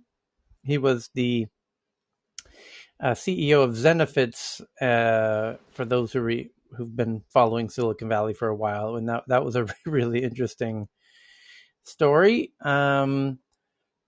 Bahamas-based crypto exchange FTX. They used to be Hong Kong-based, and then about a month ago they had to move because China's completely banned all kinds of crypto, so they've moved to the Bahamas. So now the headline says Bahamas-based crypto exchange FTX raises 420 million Series B. Jesus Christ. At a 25 billion valuation Series B from BlackRock and Tiger Global. And the Their FTX is. I'm no, sorry. go ahead. Were you? If you weren't, FTX is not in the U.S. You can't get to it from the U.S. And there is a big push among exchanges to have FTX lead the way for some sort of regulatory change. Like they want FTX to challenge regulators, and there's a little bit of agreement from FTX, but so far what they've done is mostly comply ahead of time. Like they saw that your leverage rates had to go down, so they dropped theirs from 100% to 20%. So they've been complying, but they're getting a lot of pressure to be the standard bearer, and I don't know if they're going to do it, but I wouldn't be surprised if a lot of this money is basically like a war chest for that. Okay, next one. So this is Gabby. I just want to say FTX is actually in the U.S. It bought out Blockfolio, and you could Okay, use it. cool. Yeah, and it actually gives you 8% interest on all money held in the FTS. It's better than a bank. I use it personally. That's how I know. Oh, Okay, nice. and then I tried a while ago. That must not have been too long ago because I tried a while ago to get in. They offer insane rates, but I couldn't. They were like I was my ISP was blocked because of location. So hopefully I can do it so now. Mark That's Gurman cool. from Bloomberg says that Apple product orders, including iPad Mini and the new MacBook Pros and the $19 cleaning cloth, are delayed into November and December due to chip shortages and other issues. Store employees say supply chain situation is the bleakest in years. Latest iPhones and iPads and MacBook Pros and watches all seeing long delays. So if you're planning on getting one for Christmas, you might want to put your order in now. And what else is it? Sports NFT service called Candy Digital, owned by sports e-commerce company Fanatics, raises 100 million Series A at a 1.5 billion valuation from SoftBank. Dear God, these valuations. Yeah, I don't know where Danish is, but he and I have raised like, single are trying to raise single digit, early rounds. And I don't know where this is It's coming from, man. I don't know. Exactly. I'd love to listen, Techie A. I would love double 100 digits. million Series A at a 1.5 billion valuation Series A. Holy shit. Anyway, Jesus Christ. Tyler, that's got to be Like, old news because I'm we very want to familiar. compete with Amazon. I'd love that. How are they yeah. getting this? Tyler, that's got to be old news on Fanatics because I mean I know they did a third round financing and they're now valued at close to 18 Huh? billion. So I don't That's know what very. you're I'm reading. reading CNBC. Well, and they're saying Yeah, that this is a recent No, no, thing no, that no, no, valued them no, no, only no, at a no, no. billion. This is NFT service called Candy Digital, owned by Fanatics, separate entity. oh, you mean that's a Yes, subsidiary? Got it. Yes, that yeah, yeah, yeah. That's probably because they have some licensing deals. I mean, this is what's happening now is you're getting the like this sounds terrible, but I don't mean it this way. They're getting like the real companies in now. So people who come in with actual assets, like huge assets, like like the I'll NFL tell you what the coming in. asset is, So Alexandra. I know exactly what that asset is. They got the rights to print baseball cards away from Topps. The Topps there had you go. people remember had that for decades. So that I think that's a subsidiary they're using. But how big is that market anymore? It's big. Wait till you get Okay. into the NFT side of things, though. That's where it is. Well, right, but still, how you still got to quantify the market. So I mean, as a Series A, that's like check this that's out. nuts. So, from Financial Times, they say they have sources that Indonesia's GoTo is raising 1.5 billion at a 28.5 billion valuation from the Abu Dhabi Investment Authority ahead of its IPO next year. That's a delivery company. That's basically Jay's main competitor. Grab's main competitor would be GoTo in Southeast Asia. Do some of these numbers start They getting are. kind of ridiculous? You know, a 38 billion valuation on a population of 60 million. You know, like come on The now. next one, Bloomberg says they've done analysis. Chinese live stream salesmen. Okay, you've probably heard me hint about Chinese live stream e-commerce once or twice, maybe 10, 30, 50, maybe 100 times. Literally 100 times over the past 6 months. I've been telling you about Chinese live streaming, right? Sales, ka-ching, you've heard the cash register. So Bloomberg's done analysis. Chinese live stream salesperson Li Jiaqi, known for trying on makeup on his show, sold $2 billion of goods on Alibaba in one day. $2 billion. US dollars? What? Wow. US Yes. dollars. Yeah, Not that's not surprising in China. There's loads of how people who are much? doing about $100 million a day. Loads of them. $2 Billion. billion 2 dollars billion in one in one day. When day. you have Yeah, when you have one not when you have one surprising. and a What half is billion what is people. that transaction, His name is Li Tyler? Jiaqi, and he was selling makeup. Record on What record kind of on makeup? first day He's of married. Alibaba's Singles Day. Singles Chinese consumers strengthen despite economic slowdown, and this dude sold $2 billion of makeup on his live stream in a single day. And I've been telling you, I'm Did going you to share share it this right right now. now, Tyler? How many times? Is it something that will reverse by 20 years old or something like that? I've been telling you guys that this Look, live it's just streaming thing. You think these Instagram influencers? You think that? By the way, let, Let's No, it is huge. It is absolutely the way like most growth hacking strategies are built now, just to use influencers who already have, hundreds of thousands of followers. You get several of them together, and now all of a sudden a new brand that you've created has hundreds of thousands of followers because you have 20 influencers pushing your brand. It's a huge thing. And on the first day, that probably makes sense just because he probably was pushing his community for a month beforehand, getting everyone ready and hyping everyone up with some certain psychology, like be the first to buy this and you'll get a free this or whatever, like how all he of those probably Yeah, have but millions of followers. By the way, yeah, but this Monica yeah, guy. he has has to have hundreds of millions. No, sorry. This guy has been famous even last year. He has yep. been in the news, Tyler. Last year in 2020, on Singles Day, which they have in China, he sold $145 million of one lipstick. yeah, it's a Yeah, lipstick guy. Yeah, he's a lipstick lipstick guy. king. He's known as Yeah, Austin Lee, I think. to, Austin to Lee put is it his in name. perspective. 2 billion a day is 700, 800, almost 800 million, 800 billion a no, year. no, no. This is a Apple very doesn't sell special that day. It's much. like Black Friday for China. I No, I suddenly know. have a Just that worry. the number is just that Will, will, huge. will Like will he Apple doesn't sell be a will day. he be categorized as Nyang Pao by the Uncle Xi? I think he will. Right? He's going to be effeminate. He's going to lose his money. He's going to have to pay tax on Isang it. bangke. I'm trying to The figure out how many lipsticks that is. Yeah, the context is on which product categories is this going to be viable? You know, this kind of like mega influencer channel becomes, you know, it eats up 10, 20%. Historically, remember, holiday seasons are what drive commerce as well. Like, famously, the toys, you know, I can't remember, but I remember doing this research 30 years ago. This is before video games really started to get to a whole different level. You know, toys was like 60% of the entire year's business was done just around holidays. So if you're trying to market your lipstick and he's not happy about your lipstick, that's where this is going to have massive Okay, impact. next up from CNBC, we read and we I hear an echo.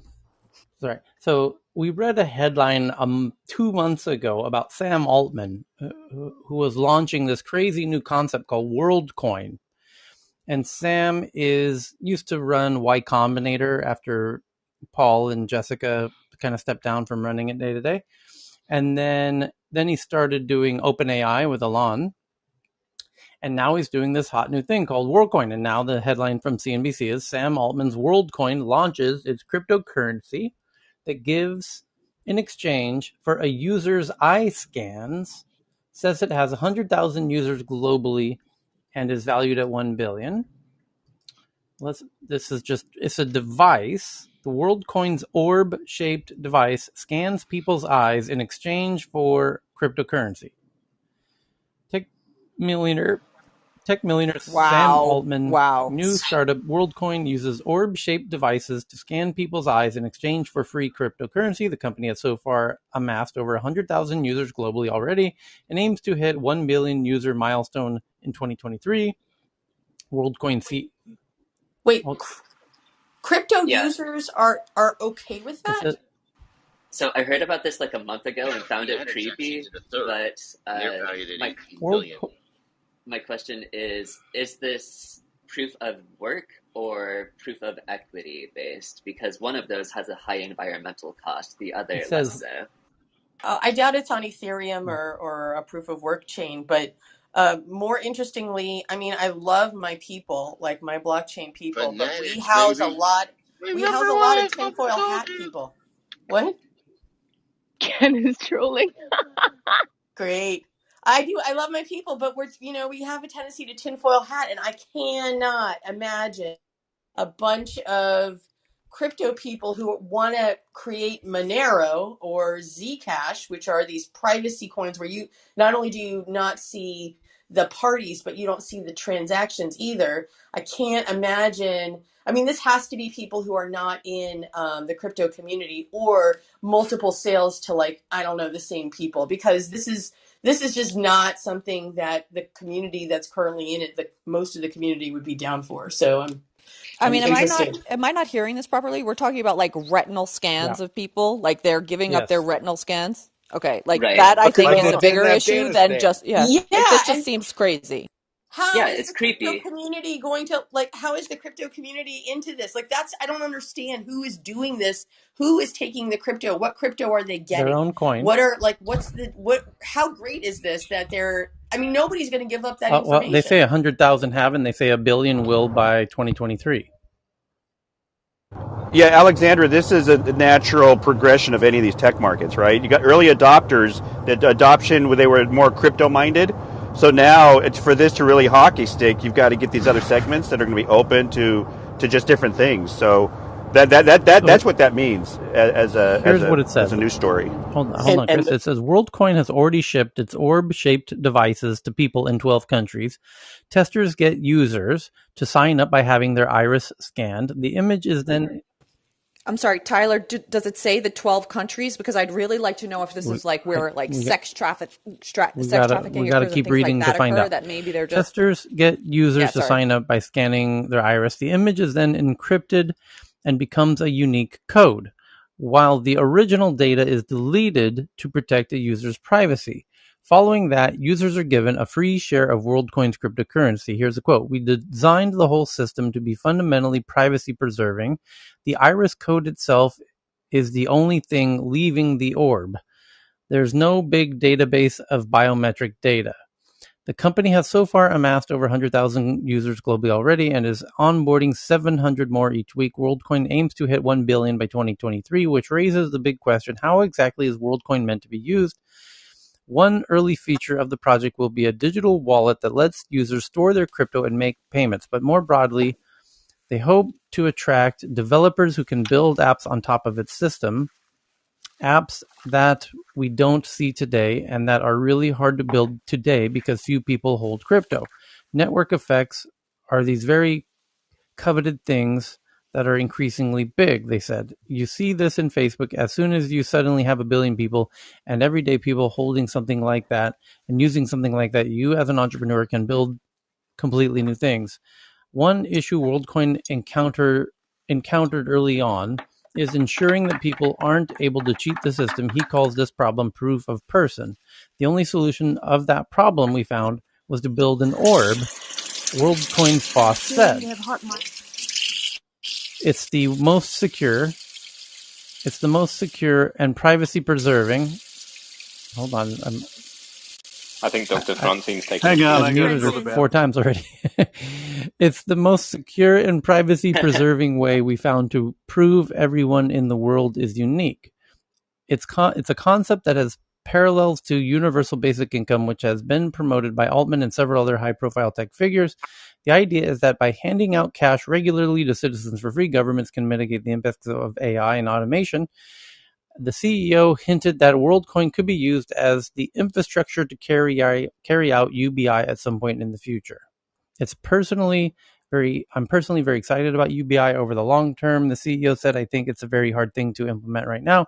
We see ourselves as building this huge network of people where entrepreneurs can jump in and build applications like this. UBI is one of them, but building big financial global companies is another big one. And it goes on for a bit more. Clear uses this just Oh, to cut geez, Tyler. airplane lines. I gave my iris scan Right. to Clear just so that I could get on Right. airplanes. Yeah, for It's fast track. In Oh, the so crypto so so puzzle, this is very likely just an identity based system. Identity is another big use case it's the Yes. biggest. for blockchain, and so this is. I mean, I could see something like this for so identity based payments is one of the things that like the World Hunger Organization has already tried to do, and there are NGOs that would implement this right. because of how much theft and fraud Right. happens on those systems. But I could actually see like accredited investors doing this so they can quickly enter into transactions without having to enter all the KYC data and This get is all that documentation. They could actually prove that they are the person that was already approved with this kind of identity, like some kind of identifier. I'm bullish on this because actually this answers, I'm not a crypto or blockchain expert, but when I look at it, the big challenge of the internet is identity and proving that you're actually alive when you submit whatever you are biometrically to prove you are who you are. And so the iris is very unique, and then the eyeballs in all of our chips and the chips in the iPhone and all the other eye detection devices can detect what's called alertfulness and awakeness. And so by knowing you're alert and looking at the phone, that proves two things: who you are and that you're actually there at that point in time. So I think this answers Chris, huge problems. Go ahead. so it's just frustrating to listen to this space. That we keep talking about things that are falling foul of the Oracle problem, and and people wonder why they're getting scammed. Why? I agree with everything you've just said, except for why do we need a blockchain for this? We have, but blockchains are incredibly slow and expensive databases. That's all they are. I didn't say we did. I No, just they said aren't that the No, used as problem of exactly. the databases internet is primarily. That's not how they're used. Proof of Well, work is very they're slow. actually time chains No, is really what they no, do. They just time things. But what's the no. point of a So blockchain most of the time? proof of work is quite slow, and but there are And proof many of that are anything else very is fast where they useless. what no And proof of this is anything else likely not is this is likely why do we not a need a proof of blockchain for it? no this is likely not a proof of work chain. Doesn't It's matter. likely But why one do of you the need a other blockchain for chains. it? There I are think I know chains why. for it. I'm sure Sorry that to there interrupt you. I think I think that there are chains for it, and it's slow depending Why do you only think it on is, the Okay, Tyler? chain that let, you let her finish. it's Thank you. I appreciate that. It's slow depending on the chain that you use and if you have to do proof of work. Proof of work No, is no, old no, technology. Alexandra, Please, that is please, can I wrong. finish? Ben, I please, just can I Yes, need but her that's to a finish? wrong finish. I assumption. need Go Could her on. I to finish. please? Could I please? Thank you very much. I appreciate it. I don't think that that just saying blanketly, no, this can't be done is correct. I think that there are chains Yes. for it. I think that there are uses for it. I don't think that saying that it's very slow, nobody uses blockchain as a database unless you're using something like Pinata. That's not the purpose of blockchain. So it's definitely useful. It's definitely something that could be done. Will people want to do it? I don't know. Identity is a problem that's being addressed all over the place. There's a whole population that are born without fingerprints. Like there's a community that happens to. So fingerprint identity is very difficult for them. They can't get passports. This would solve that problem for them because they do have eyeballs. So this is like, I mean, I don't think you could just blanketly say that something is good or not good just because it's a use case that isn't Bitcoin, right? There are many other use So cases. It's a it lot says more it's subtle built than on that. Ethereum. Go on. The block, and then I think the reason for doing it is that they're going to, like they keep saying repeatedly in this, oh, we want people to build on top of it. We want people to build on top of it. And I think what they really mean is they perceive that there's going to be a need for a chain of verified identities that other projects can somehow map onto. And then the users on this chain, which they call, what is it, Worldcoin, will be able to re-verify themselves if need be, by scanning with their iPhone or something. Exactly. And by the way, the new version of the Pixel 6 has a 4K front-facing camera on it, by the way, and the new MacBook Pros have a 1080p camera on the front now. So you might be able to do, and well, for sure you can. Well, we know for a fact you can on the new versions of the iPhones and the new versions of the Google phones. So it could be a very interesting way to build out an identity chain that other chains could then piggyback on in some sort of way. And the No, no, thing I is completely. you're So, Chris, just a second. Let me finish my previous point. I completely agree with that. A chain of identities where the blockchain is full of identity information, awesome. Chains of blocks that are full of code, like GitHub, awesome. Massive advances in the world. Chains of ledger transactions, as Bitcoin does, awesome. That's all. That's all cool. Different chains. Why do we need a new Oh, I token? see Why what do you we mean. need a No, new coin? If you look I into think it, that's just the. if you look, I'll tell you if you why. look into I it, think it's because if they were standing in Times Square and saying, "Hey, can we scan your iris?" No, okay, sorry. But if they say, "Hey, would you like some free coins?" What these coins could be purely a lure to get the exchange of their iris. yeah, yeah, sure. So the more subtle point here is that most of the time we talk about blockchain, people assume the benefits of decentralization when they talk about blockchain. And only one blockchain has achieved decentralization, defined as the inability of a nation state to take it down. Proof, China, and the 11 years leading up to that of constant attack. So if you're going to assume the benefits of decentralization, you need to use Bitcoin. Otherwise, just use a freaking normal off-the-shelf system. That's one point that people miss. And the other point that I was objecting to what Alexandra was saying is that the reason blockchains are slow is because to achieve decentralization, it is limited by the cost of hardware and the speed of people's broadband. If you're going to allow a system to be in the houses of the people and the data and the system to be housed by people, then they have to have the hardware that can manage the blockchain and they have to have the broadband that can keep up to date with it. And there is only a certain very narrow range of data sizes and transaction speeds that's possible. People miss this all the time. It's just ground up technological facts about how it works. We don't bother to look at how it works on that level, but that's the technological constraints. So that's my 2 cents. Yeah, the interesting. so as I see it, Ben. What I was referring to is I just see this as the ultimate mechanical method for establishing identity to establish a key. Because my belief is you can have your iris scan, you can hash that, you could salt that, whatever encryption method you want to run it through, right? And then you can also hash in a timestamp or something like that to verify when this was taken. And Absolutely. what I'm getting at is like you now have your iris that can act as your key to fill in the blank. It doesn't matter Absolutely. And you whether it's don't need a centralized or monetary token to decentralized. go Yeah. alongside it. This is the point. And if you do, it's because somebody somewhere wants to set up yet another pyramid scheme. I hear that. I was talking about the technology, Ben. So we disagree on The, that, but the agree on tech the is technology. awesome. And I totally agree on the tech. The question is, why is somebody setting up yet another token Yeah, from the ground up? Trying I to think it's resolve problems needed to that have been solved again and lure again. people in to participate. The the next article is kind of related. Starbucks eyes frictionless checkout. No pun intended with the word eyes there. Um, frictionless checkout with your eyes. Today in restaurant and grocery tech news, Starbucks considers utilizing Amazon's Just Walk Out technology, and Walmart moves further. And Walmart moves further into automated grocery fulfillment. Plus, which means less humans at Walmart. By the way, one of the world's biggest employers. It's America's biggest employer with over 1 million people. Anyway, and we read. So, so getting I'm back to Yeah. Starbucks, Tyler. When we were talking earlier about the robots that Yes. can make coffee, just think of the impact on the economy when we have robots acting as Mm-hmm. baristas. And you could also, you could say, well, that's very advanced. Sometimes you have to do 5 different things to picky customers. We'll just have a special line with one barista that can service those folks.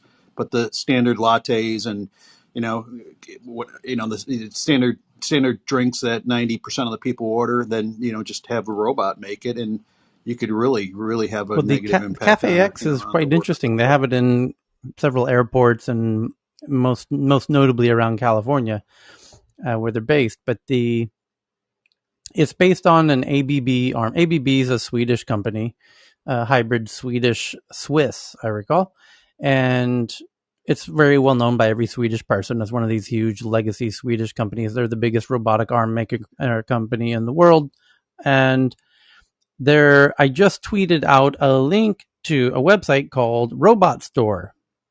And the Robot Store sells these ABB arms, and the prices today are basically starts at about $5,000 and dropping very fast year by year. And then China comes in, and China, even at the head of the CCP, Mr. Xi Jinping himself, has says, "Oh, we can get into that game because Sweden has very high costs to make those arms," which they do. We can make those arms for half the price, which they can, and open up a whole new category of the market for people who want to buy $2,000 robot arms, which can be baristas and ice cream scoopers and hamburger makers and french fry makers, which they already are. In fact, there's at White Castle has now replacing all of their french fry staff in the fryer machine with these robotic arms. And there's a new restaurant called Cali Burger, which is starting off in California, not surprisingly with that name, that the entire restaurant is robotic arms. And the point is the cost of these robotic arms is nosediving for multiple reasons. And the cost of the human labor is going up. Those lines cross in the very near future. And what's the real friction point is the programmability of these arms, because the managers at the fast food restaurants didn't go to school for this stuff. So you need it to be drop dead simple, plug and play. And Google has built a new company specifically for that under the Alphabet umbrella. I can't recall the name of the company off the top of my head, but the whole point is, how do we write the operating system and the interface for a smartphone app, like an Android app, to control and train this robotic arm as simple as possible, like ordering an Uber. So that is the friction point in replacing a vast number of millions of workers, which will start in the countries that have the highest labor costs, obviously, and then work its way down to the countries that have lower labor costs. It won't get to India for quite some time. It will start in the Nordics for sure. So, to be continued. The next one is, yes. Can we at least add a carbon tax to the production of the metal arm? And can we at least start to do a few things to start to turn the page on our that system change If they're conversation that made we were in the having a while U.S., we ago? could. Well, wait, let me also add in there, Tyler, for the programmability is a lot of those chains are standardized, like their kitchens are all exact models of each other, so that the local people won't be programming those. A lot of those are programmed, using a CAD system and just dropped, plugged in where they're supposed to be in Yeah. the big chains. So it's that they're going to be programmed in smaller chains or unique kitchens, but those are going to come out pretty fast. Yeah. The other element is you could build completely new kiosks, which is what Cafe X did, where it's just a cute little micro shop store. It's about, what would you say, 5 feet by 5 feet square, and it's glass enclosed, so nobody can touch the robotic arm while it's doing its work and whatnot, and kind of build the store around the arm. And the Scandinavia is full of Yes, kiosks. that's true. So the next one is that Facebook whistleblower had a backer. Turns out that eBay founder Pierre Omidyar is the financial backer of Frances Haugen. The And now we know where the money's Right. coming Support from from. eBay founder turned tech critic Pierre Omidyar is helping Frances Haugen take on one of the world's most powerful companies, from Politico.com. Next up, from Jeff G, CNN, report warns of climate change's code red impact on health. A new report published Wednesday warns of severe impact of climate change on human health and says the prognosis is only getting worse. Cheryl found this one from DW in Germany, that experts are questioning whether Google's planned $1 billion investment in Africa, which was just about 2 weeks ago. It was called Google for Africa, was the event, which Messi and I fondly recall. And they did pledge $1 billion investment in Africa, but experts are questioning whether this $1 billion stands to benefit the continent in the long term. Instead, some see it as another avenue for big tech companies to acquire budding startups, like acquire startups. No, that's not what they said it was for. They said they're investing in startups in Africa and not acquiring them. If they did acquire startups, it would still be under quite a bit of scrutiny. And who are these experts, and why are they so cynical about Google and their $1 billion initiative for Africa? Experts question whether Google's planned billion. It's a long article. For me, ownership is very key. Whatever business Google are going to invest in the long term, is it going to be owned by Africans or startups or startup founders, or by Google? Well, it's going to be by African founders. They made that very clear at the announcement. Who is this guy, and why is he proposing stupid questions that have already been answered? Well, equity investments are co-owned, but it's great that they're putting money over there for sure, because you just need money to get the Yeah. ball rolling, right? So I'm with you. I mean, it's premature to say anything. Google is actually doing lots of really great things He's right now. Yeah, he says some of these tech giants come, invest in small businesses, and end up acquiring those businesses. He also warned that the tech giants kill the small businesses by owning all the codes after paying off the investors. Africa then comes back to the same farmland. Okay. Well, we don't know. And I guess that if that has happened, I'd be curious to know which big tech giants you're referring to. I'm not aware of big tech giants. Maybe the Chinese ones did that. I'm not aware of any of the US ones doing that previously. Messi, are you, or you know who we need to ask is Mabwana on that one. But he joins us in our other time zone. I He's do here. see He's him. here. Oh, he is He's great. He's here. here. Mabwana. Yeah, I can see him. Mabwana.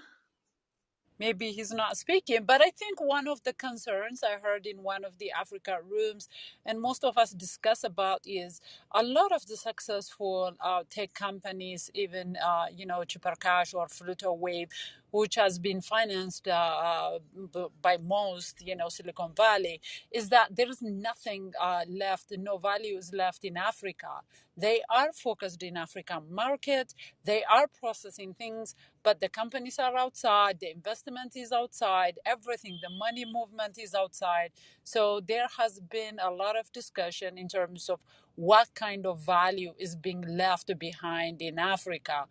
Especially even some founders are not even African at all. So that has been the discussion. And one of the things that we were talking about is also like Google is trying to get into that. Um, by taking equity as well, not only acquisition, but also taking equity, taking control. And then, most of the the indigenous African founders or small businesses don't really have any value left behind. The wealth kind of creation that doesn't seem to benefit Africa. That's at least from the early stage that we have been discussing. Okay. In an internal memo, Facebook has quietly killed the Hey Facebook wake up word for Facebook portal, which is their hardware device. And Yahoo Finance's mobile app disappeared from the App Store in China, days after republishing a Bloomberg story critical of China's tech crackdown. And because Bloomberg and all Western media is already banned in China, especially financial news, because they're reporting, for example, which somebody just sent in, what's going on with Donish just found this one, that in addition to Evergrande, there's a new mega real estate player in China that's collapsing. China real estate bubble back in focus. Another company, Cynic Holdings, defaulted, faulting to pay interests. And that led to, where is it? Where? Hey, Tyler, after this, can I ask Yeah, you a one question about second. Facebook? I had an article ready about this whole China's real estate market really starting to get on a slippery slope here. But kind of related to the previous point, these headlines are not allowed in China because they're trying to prevent a kind of run on the banks. Well, I lost the art. Oh no, here it is. Sorry, it's from Reuters, and it says China's property sector default woes deepen amid Evergrande growing worries about defaults at Chinese property developers triggered a rout of in shares and bonds Tuesday with fresh credit rating downgrades and uncertainty about the fate of the cash-strapped Chinese investment sector. Okay, so looking like things could get hairy over there. But again, that headline from Bloomberg is precisely what they don't want people reading, which is why they found that Yahoo Finance was a way for people to read those types of headlines. So they've now banned that app. They've shot the messenger. Yeah, but anybody with that much money has a VPN, right? So I mean, how are they going to escape what happened in Japan in in the late '80s with the You're right. implosion of the Yes, real estate it's bubble? looking.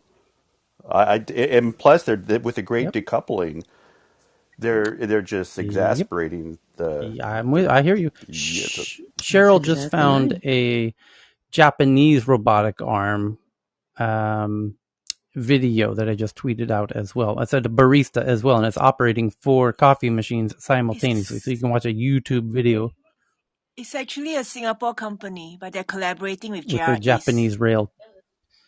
Yeah, this is what it makes great espresso coffee. I mean, we don't better than most Well, baristas. more Yeah, consistent anyway. gourmet coffee. So somebody wanted to jump in with a comment before about Facebook. Yeah. I did. Yeah, I want to ask about Facebook. Is there a move towards this whole metaverse thing? Is that going to move them in a like a much more of a hardware Yep. play? Is in the metaverse they just need their Oculus, right? Or is it what else is in the Mainly hardware your play? Oculus headset. Yeah. Oh, it's critical. Let's restate that it is Yeah. critical that they get a they take get a land grab on the hardware play because it's too easy for those who own the hardware to push back on those who just have an app or What they would probably do is have like App Store and things like this, but it's strategic for them to have success with hardware deployment. And the hardware is the Yes. Oculus, right? I mean, it's the Yes. okay. Venezuela delivery app Yummy raises 18 million. Venezuela, the country that collapsed recently, has a delivery app called Yummy that just raised an $18 million Series A. Chris, what's going on? That's amazing. I don't know, but Keanu Reeves in the audience, and I asked him if he's really Keanu, and he says he Okay. is, so I'm down. Welcome, Keanu. Wall Street Journal says they have sources that China suggested that Didi, which is China's Uber, it's even bigger than America's Uber, and Full Truck Alliance and online recruitment service Canjun explore Hong Kong listings as Beijing wraps up its investigations. So China is suggesting that Didi and an online recruitment service called Canjun explore doing IPOs in Hong Kong now that they've finished their investigations. And for those who don't know the whole backstory on that, and that's really quite interesting. Didi did IPO in America on the New York Stock Exchange, and they were planning to do that. And China said, you should not do that. And they said, well, we're going to do it anyways. And then they ran to New York and they did it. And the next day, that happened to coincide with the 100th anniversary of the CCP. So they were a little preoccupied to stop them from doing their listing that day. So they did their listing that day. What an interesting coincidence. There was no one really there at the New York Stock Exchange to stop them from ringing the bell. And then very next day, the authorities show up and force them to answer some very stern questions and crack open their servers and show all the data and do this big data investigation, which still no publication has figured out why. They just take the agency in China, the data authority, at their word that, we just doing an investigation. Yeah, but why? No one's ever answered why. And the country says national security reasons. What do you mean? How is Didi, your Uber, have national security reasons around their data? What's going on? Why did you stop their whole IPO, shut down their IPO in America for national security reasons around data? What's going on? And we are one of the only places, I've not seen a single publication discover what we've uncovered, which is that Didi, the Uber of China, had an incident, much like many ride-sharing companies do. This happens in many countries where you have these car-sharing services. A lady was raped by the Didi driver. To address that and to prevent that, hopefully, from ever happening again, they insisted that every car have cameras facing the driver and the passengers with microphones. They didn't alert anybody to this when they did it. They didn't even update the government, who is an incredibly common user of the Didi service, who may or may not be having phone calls in the back seats of those cars or conversations / meetings in the backs of those rides that may touch on national security issues. Almost certainly. This is the main way that politicians get around in Beijing. So it's almost a certitude that some national security type issues were captured by those cameras in audio and video. And those audio and video can be indexed and searched for keywords by any decent intelligence agency, like the US. So now you know why they were concerned and shut that whole show down to do data inspections on Didi for now. What month was that when they shut that IPO down? July, August? Yeah. August? Yeah. July, So August? now they've finished their investigation and now they're saying, oh, you should do an IPO in Hong Kong. There you go. There's the conclusion of the Didi drama. The next article is from Bloomberg that French Labor Union commissioned report Amazon shipped 258 million packages in France in 2020, up from 229 million in 2019, and following warehouse closures. where France had cracked down on Amazon for labor union issues, as France is very, they have very strong unions, and Amazon's whole models are predicated on not having unions, so it's kind of a tricky market for them to operate in. The next one is Chinese chipmaker Clownix, which focuses on network chips, raises $63 million across angel and seed. And the next one, Paris-based collaborative learning service called 360 Learning, raises $200 million from Sumero Equity and the SoftBank Vision Fund. And Bloomberg says they have sources that Susquehanna, which owns 15% of ByteDance, is looking to sell a stake worth $500 million. Which, by the way, ByteDance is TikTok. So Susquehanna owns 15% of ByteDance and is looking to sell it for $500 million. Sources say the shareholder recently sold at around $370 billion valuation. And I want to know, is that the same Susquehanna that used to own the Ralph's supermarkets? Is that Ron Burkle?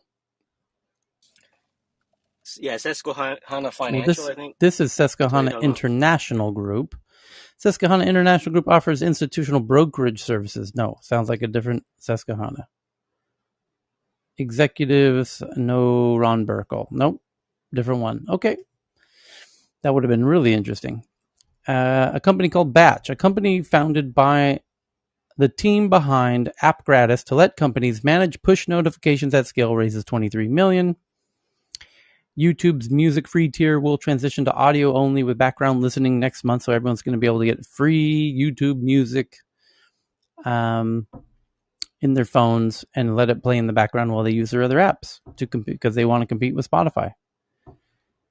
And that's pretty much the big, boring, popular headlines for today. So now we get to get into the fun tweets that we've all been patiently waiting for. Thank you for waiting. Here we go. So, first up is the true cost of upgrading your phone from the New York Times. Buying a $1,000 iPhone can be equivalent to giving up $17,000 in retirement savings or 2,500 cups of coffee. If you invested your $1,000 wisely, you're actually ultimately paying $17,000, assuming you have some kind of steady interest on that $1,000. The next one, also from the New York Times, headline says TikTok clubs in high school ? It was a thing. Teens loved the app, and now it's getting the stamp of approval with teacher-approved clubs. On the wall of a classroom that is home to the West Orange High School TikTok Club, large loopy words are scrawled across the whiteboard. Want to be TikTok famous? Join the TikTok Club. What journal is this, Tyler? What news This is your organization is friends at the this? New York Times at one Miss Taylor Lorenz. So we figured it Ooh, out. Taylor. We figured it out. If you can figure out a way to subterfuge your enemy or take money from theirs, you got a business. This is a very interesting point. They actually now they're using a lot of TikTok for job applications for like Yeah. particular types. But and then the other thing that I learned is that LinkedIn is actually a place where Chinese spies gather. no, it's sugar daddy hookup. I'm Oh not yeah, kidding. yeah. Someone just told me this because she's in it. A group of young, attractive women who go after, a couple older men, and it's like a what is that like sugar? There's a site like Sugar Babies or Sugar whatever. baby app.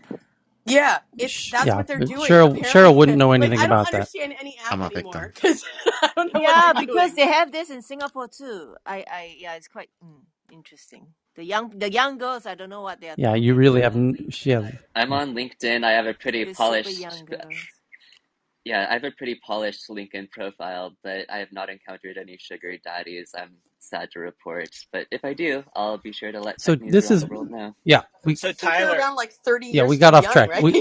did they even Check cover this out. Congress? Did they even cover Well, here's what's Congress? interesting: is the New York Times is right here. Taylor Lorenz, who's their social media journalist at the New York Times, is doing an absolute gorgeous puff piece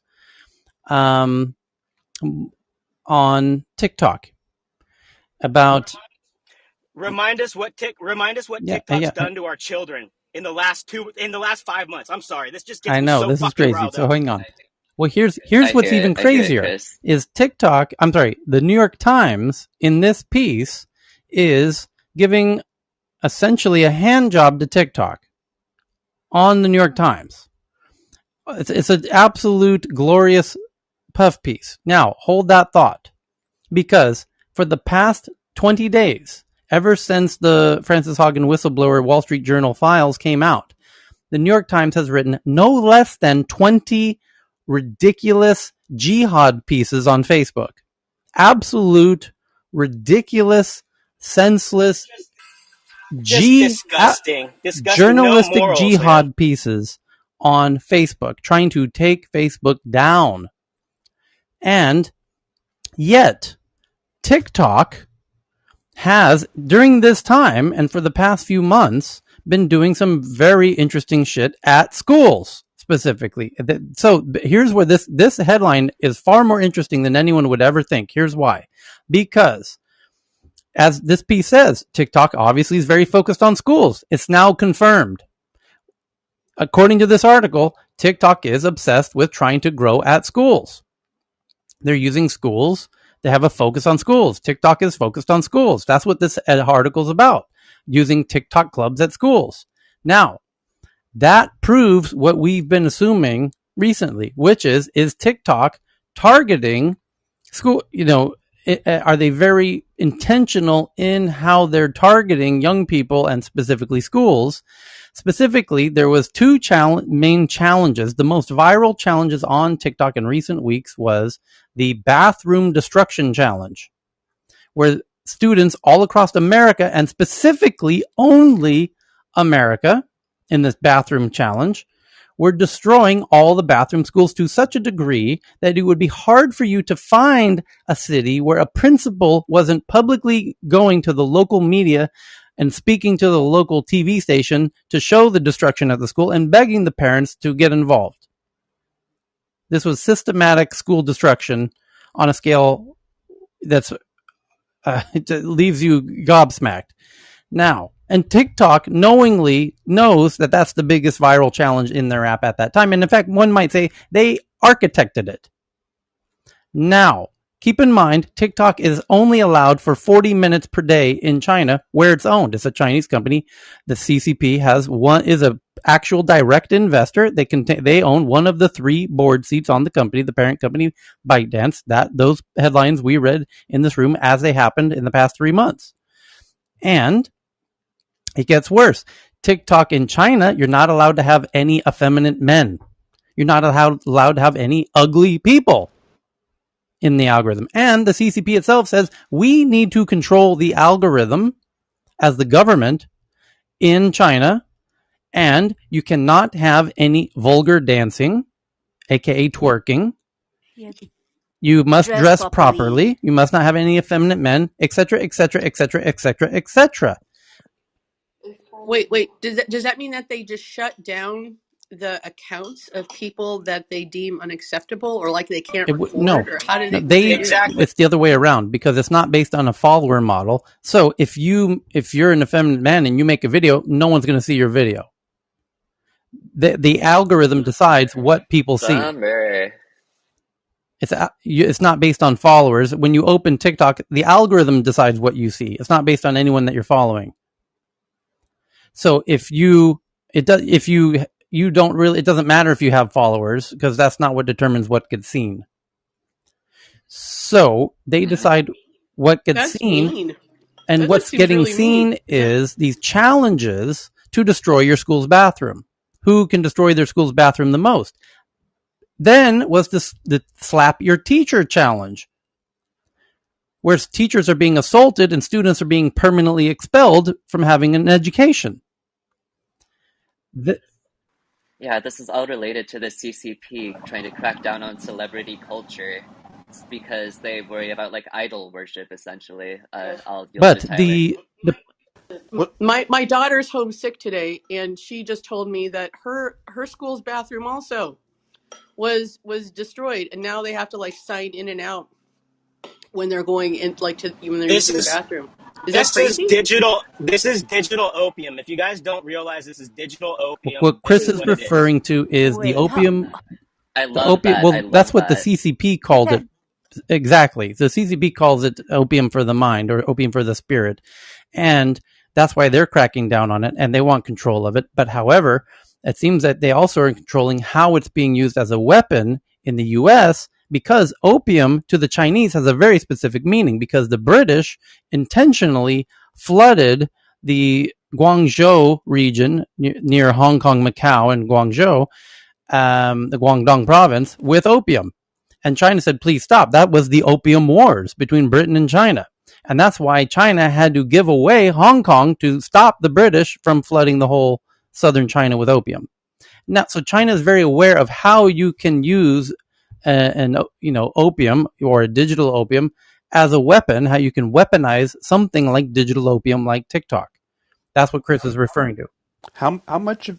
How much of this is something that's already been brewing in the sense that Okay, in our but culture? David, I why is the New recall York Times um, writing 20 oh articles in the no past 20 days you're spot on. sabotaging Yeah, no, Facebook there. for specifically the crime of wanting to be a profitable company and on a report that somebody inside of Facebook who's not a researcher did just a casual survey, which is not a scientific survey of any kind, just a casual survey, which has no scientific merit at all, which NPR had to stand up and write a piece to shoot down the validity of this very unscientific survey that Facebook did, that the Wall Street Journal shared about how Instagram is quote unquote toxic for young girls.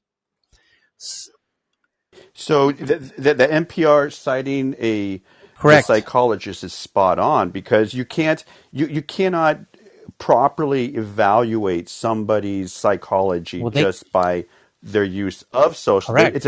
It's a bigger issue. You got to look into a whole Correct. bunch of it. That is a Right. very But very based that's on spot that, on. the New York The Times is jumping on the hype train, the journalistic jihad with their friends over the Wall Street Journal, and on an absolute tirade against Facebook for precisely that over the past 20 days. Not once ever writing a single thing about TikTok while they're slapping their teachers and destroying their schools and overdosing to death on Benadryl on the Benadryl challenge and breaking their literal necks doing the milk crate challenge. All during that time. they need And to then today, where we've yeah. been asking, hey, New York Times, where are you? Oh, and it gets worse because yesterday, TikTok got summoned to speak before the Senate committee about what are they doing around kids, and we said, oh, this is amazing. Now TikTok's getting called in to speak before the Senate about how they might be impacting kids. Holy shit. Apparently the senator Blumenthal, who was running that Senate subcommittee, spoke to his grandkids and figured out, hey, it turns out the kids aren't even watching Instagram or Facebook, they're on TikTok. So why don't we bring TikTok into the Senate and have them explain what they're doing with kids? And guess what? The New York Times and the Wall Street Journal didn't even cover the breaking news that TikTok has to go speak before the Senate because they were too busy writing their hit pieces and journalistic jihads against Facebook. And then the New York Times does write their first TikTok story today, and it's a fucking virtual blowjob. This is why we That's need what we're a talking social Jihad. about. media But it's trust. worse because the New York Times and the Wall Street Journal are based on ad revenue, which they compete very intensely directly with Facebook for. And Facebook is winning that battle handsomely every day. So the Facebook and New York Times, I'm sorry, the Wall Street Journal and the New York Times are not at all transparent that these attacks and journalistic jihad that they're on against Facebook is to take down their biggest competitor who's kicking their ass.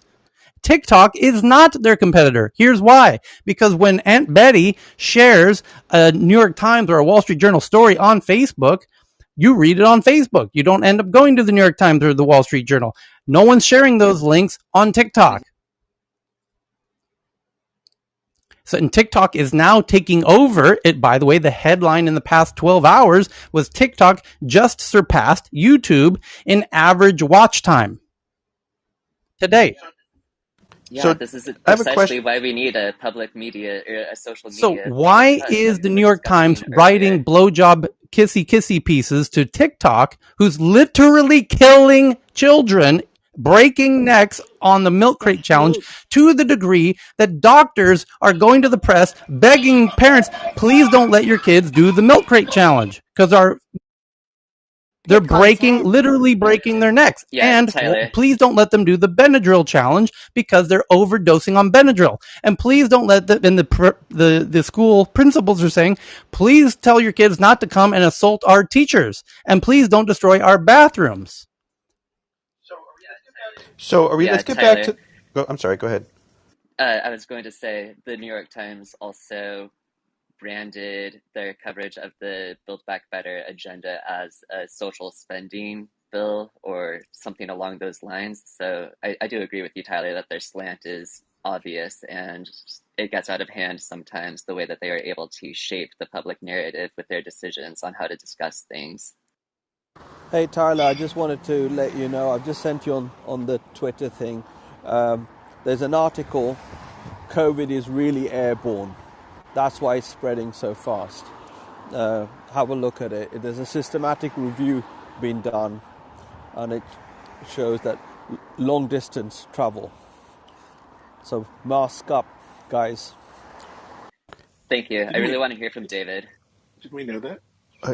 Yeah, I think we did, but I think the point is things are open. Places are everything's opening up more, and it's still prevalent. There's hot spots still I with that kind just of stuff. Was his hold point? on, I think. David. I So just did on the this Taylor Lorenz yeah, piece that sorry. just came out. I just did searches for the word bathroom. This TikTok article it's about TikTok at schools in America. I just did a search on the whole article for the words Benadryl, bathroom, slap. No mention of any of them. Tyler, do you even think the senators know about any of the problems they're dealing with? I know I'm driving. Well, Sorry. Well, I think that's the whole point of everything, right? Is like getting them to get informed on what's going on, and Well, then there's absolute. the problem is they open it up today and they read this puff piece on TikTok, and then they They go they're interview TikTok next week. Well, so their decision is not based on one puff piece, man. All right, there's a whole bunch of other information, and I think this gets to the point of. You're putting too much faith in our government, David. I love you. We've talked a million times offline. You're putting too Yeah, much faith in your government. no, They have I to don't. ask I their don't. I staffers. They have to talk to their I staffers to know disagree. what's going on. No, they have to talk to their staffers to know what's going on. Talk to Justin Higgins.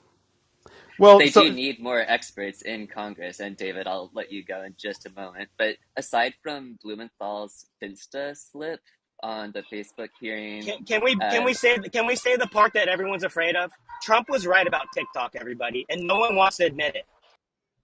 oh, I'll go along with TikTok being destructive, and I'll kind of Would would regretfully you give would you credit would where you say credit that is would you due. say that too? Okay, that's great. Thank you. Yeah. Can I ask a question? If you watch a bank robbery on TV, do you go and rob the bank? If you watch someone shooting a gun at somebody's head, do you go and shoot someone at No, but that's somebody's not a head in real relevant life? question. No, How? it's relevant. The thing is, you have to control your kids not to behave, right? I mean, if this is watched by other So countries, I if mean, the so, kids is behave. China able to control their children? Is China Well, no, able to it's not control just their children China, with but their TikTok is parents, used in or many do they other need to countries no, use, too. or do they need to So implement draconian you just policies? have to make sure your kids are behaving. yeah, Cheryl's point is part of what is the whole central to the censorship question, right? And this has been in gaming for decades. Studies have been conducted, Cheryl, that according to the studies, which is like you could talk about that, is that there's no direct necessarily causal link between violence in video games and violent behavior.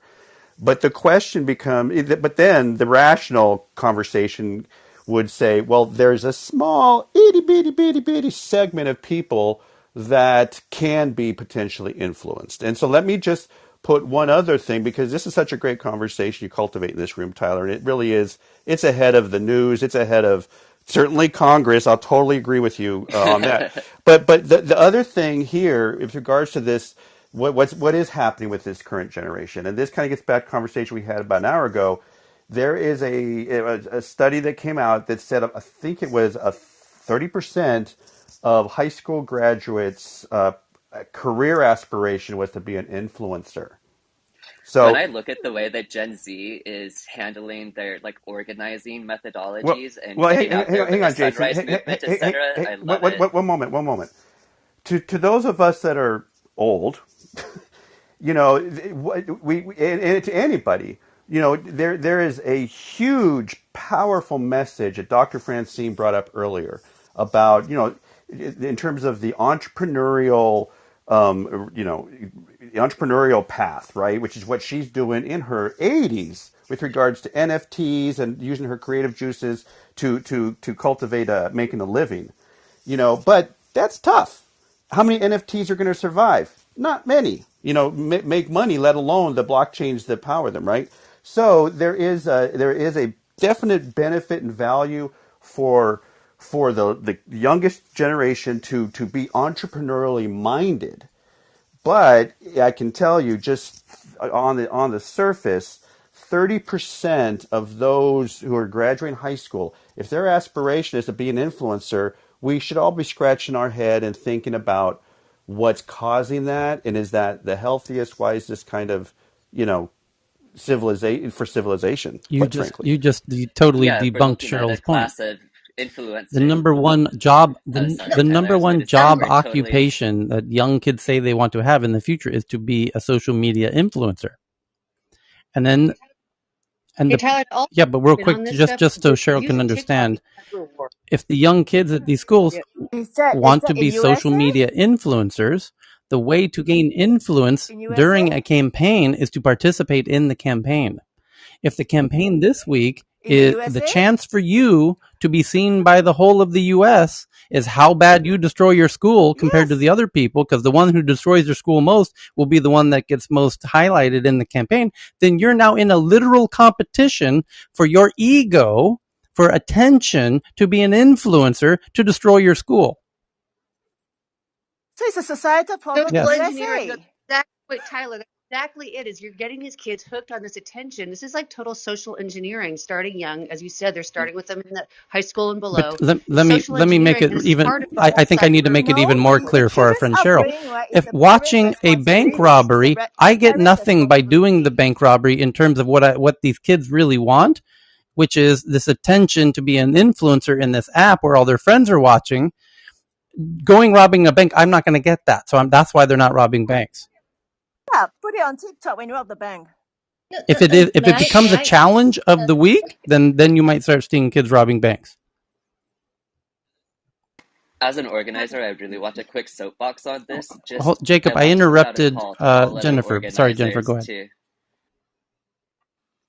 No, I just no, to no. your point, the activity itself that they're doing and that no one's calling out is bad. But to your earlier point, they're doing it for their ego, so they're getting these kids hooked on this type of feedback, and it's basically social engineering and getting them hooked on this at a young age. And this is what's gonna it's this is another vector of what we're seeing in cyber war. Basically, as you said, it's coming in, it's opium, it's getting into the behavior and the mind control, and these are absolutely what is going on here, right? So these are just ways to get these kids hit hooked and this adrenaline rush. I mean, I don't know if you guys all remember when Red Bull got really big, the Red Bull challenges, and that's when kids extreme athletics started getting their adrenaline. They literally their adrenaline levels were going up, and they had to do more and more and more to get that high. And that's why Red Bull is so crazy. But anyways, or one of the reasons. But this is social engineering, and you're Yeah, getting these so people hooked does on. the parents have Yes. responsibility?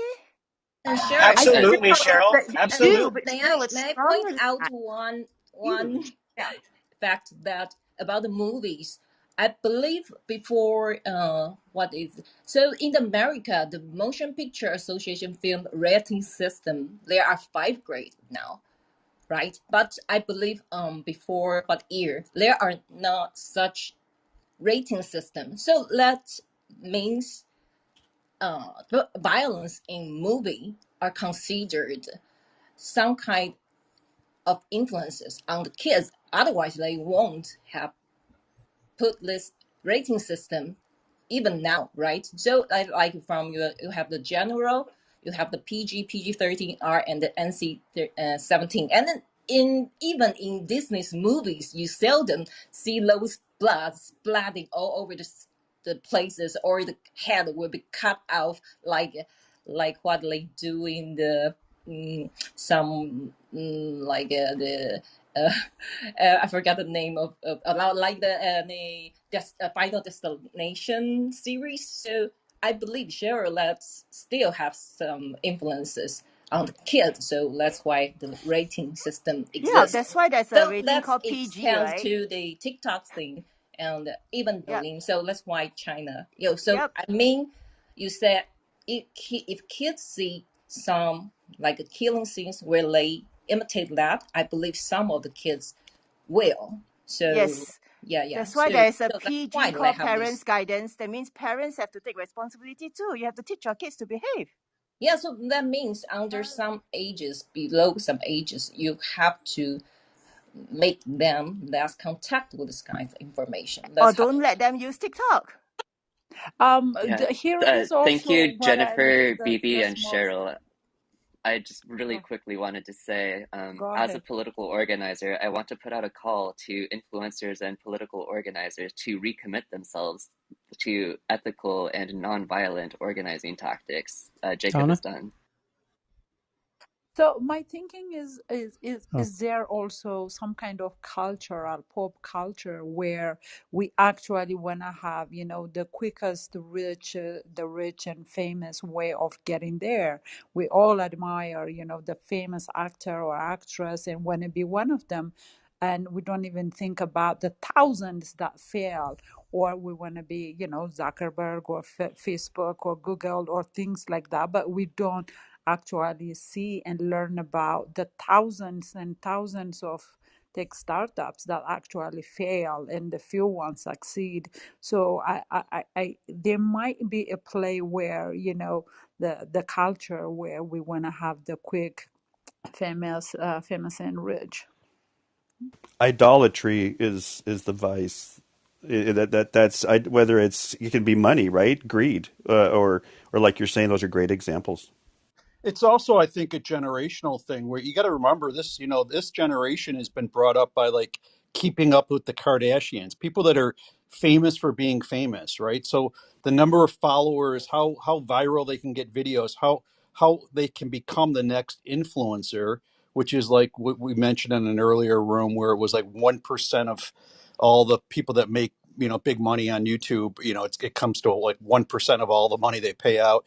It's so these kids are, you know, falsely thinking, hey, if I can just become, you know, the person with the most followers or a ton of followers, my career can be getting rich, you know, driving around in a van with my boyfriend, for example, and video, you know, vlogging all that and putting that up on social media on a daily basis, and that's going to be my career. Screw college, screw learning, screw educating myself and getting ahead any other way. It's a fast buck, but it's the generation because they've seen it with the, you know, the Kardashian sisters are a great example. You know, two of them are billionaires, for Christ's sakes, and what have they done? I mean, they've just become so famous for here's being famous. So I a think related that's some of article. some of the best organizing in the world or in the country done by people under 25. I just want to give a shout to the under 25 crowd that is killing it on So the here's organizing the scene. piece from The Guardian that just came out on TikTok. The Guardian says, the headline reads, "It spreads like a disease. How pro eating disorder videos reach teens on TikTok." Although the platform bans content promoting dangerous weight loss, hashtags such as skinny check can still be found. Instagram has attracted a firestorm after whistleblower Frances Haugen revealed internal research showing the platform downplayed proof of its toxic effects, including the rise of eating disorders on children.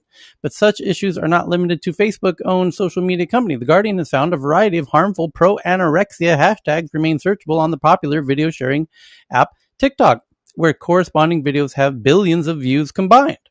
TikTok officially does not allow content promoting or glorifying eating disorders and enforces such a ban through human and AI moderation. The platform in 2020 imposed additional restrictions on weight loss ads after facing criticism for promoting dangerous diets, and in March launched a program to connect users who search hashtags related to eating disorders with a helpline. But at least 24 problematic hashtags have managed to magically slip through the cracks, the Guardian found. 14 of those hashtags were part of a set of 22 identified by the advocacy group Some of Us in September as promoting eating disorders on Instagram.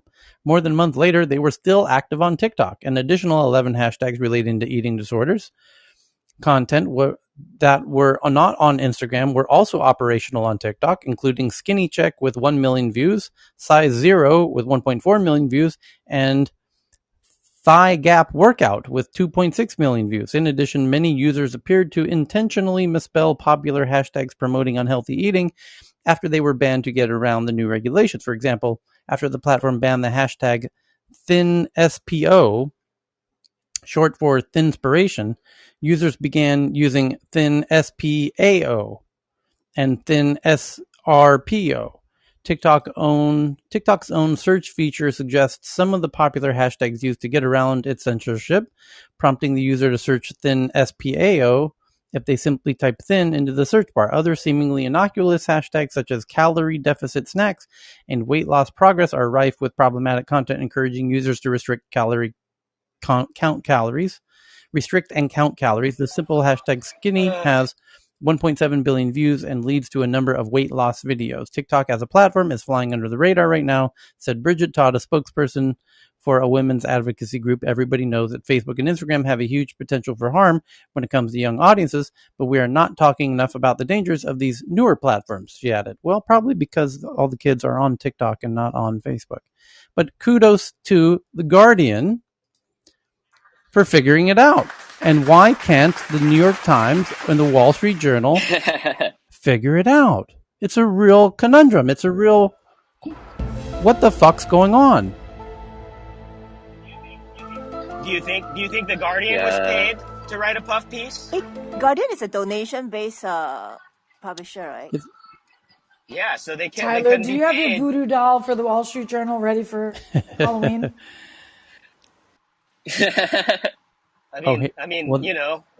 Puff pieces are going for. I wonder how much a puff Here's piece goes for. the same article, The Guardian, that I was just reading. A little further down the article, it says it's ruining people's lives. TikTok is paradoxically also home to a variety of eating disorder recovery communities. TikTok said it promotes positive content in the app. Highlights of hashtags such as body positivity. One creator of the platform went viral in 2020 for her Eat With Me. However, health experts say such content could also have downsides. One National Institute of Health study published in January found that while pro-anorexia videos have a clear negative impact on users, anti-pro-anorexia videos aimed at raising awareness of the consequences of anorexia may also provoke disordered eating. Our case shows how even these safer videos paradoxically lead the users to emulate these guilty behaviors. It's almost just as bad when you see these recovery accounts, which are really just seeking attention by talking about how little they weigh or how bad their eating disorders are.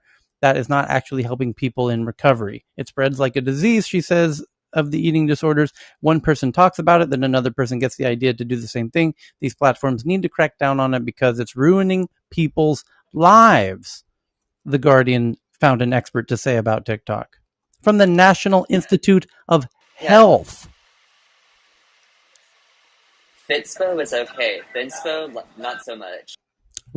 Hey, Wall Street Journal, Part of the problem. New York Times, a National Institute of Health is saying TikTok is ruining people's lives. You're writing articles about a slide that a whistleblower found at Instagram where she does not work from a meeting she was not in. And on that slide is 24 data points, 23 of which say that young people think, men and women, that Instagram helps their self-image. One of the 24 data points on that slide says young women think Instagram is negative to their self-image about their body. And you have been running articles ever since then about that one data point on that one slide that you didn't have the courage to show in your article because the other 23 data points on that slide are counter to the narrative you're pushing in your articles. And Facebook had to rebuttal by showing the actual slide from which you cherry picked the singular data point and show the slide to people and say, oh, is this the slide you're talking about where you cherry picked that one data point because the other 23 data points on this slide are counter to the narrative that you're trying to spin? That young ladies think that Instagram is negative to their own body self-image? Is this the slide? Is this the one right here? Because we're willing to show it because we know that it shows that the vast majority of people feel that Instagram's helping their self-image. But you didn't write that story because that doesn't fit your narrative that you're trying to have your journalistic jihad against Facebook. On the Yeah, like behavioral props to psychology piece Instagram of and the Facebook But for. while they're Sorry, doing David, go this ahead. journalistic no, jihad based on a single data point from a single slide from a company that the whistleblower didn't even work at, has no knowledge, firsthand knowledge of, which was an informal survey that has no scientific credibility of any kind, according to an NPR expert who's a clinical psychologist and professional researcher. You're writing all your articles about that one cherry picked data point from one slide from a whistleblower who has no contact with that, who's been debunked by an actual psychologist researcher in the NPR. You're writing endless articles about that while the National Institute of Fucking Health says it spreads like a disease and it's damaging people's lives when they talk about TikTok, and you're writing blowjob pieces about TikTok and hit pieces on Facebook. What the fuck is going on? Okay, let's ban New York Times. Well, no, hey, just so everybody's clear, okay? When these Facebook stories came out, Tyler in the room, we were not happy about the information we saw. It was as this story came to light that it became transparently clear that they weren't motivated to help children, but to suit some other interest. And that's why we're so passionate about this. Because if you really care about the kids, you'd I care agree. about you'd care about what's going on with them right now. None of us And will kudos say here that Facebook is kudos a to great Blumen, place, right? Okay, kudos It's to a the ban kids Senate, mess. from social Right. media. kudos to No the more social Senate, media for who's kids. now brought in TikTok to next week to come answer about what they're doing with young people and how their data affects young people, because clearly the senators and their staffers got word of the fact that these kids that they're so worried about aren't even on fucking Facebook. Turns out they're on TikTok. Yeah, I'm proud of the work So they're that now yeah, calling I'm TikTok I'm to proud come of the in work to that have a Blumenthal Senate is hearing. doing, and And kudos to Blumenthal and the Senate subcommittee who's now going to hear what's really going on, hopefully.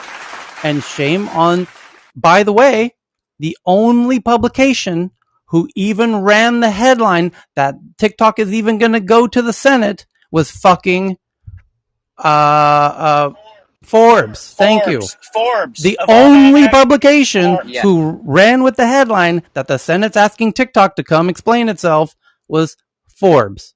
Forbes, not the New York Times, not the Wall Street Journal, right.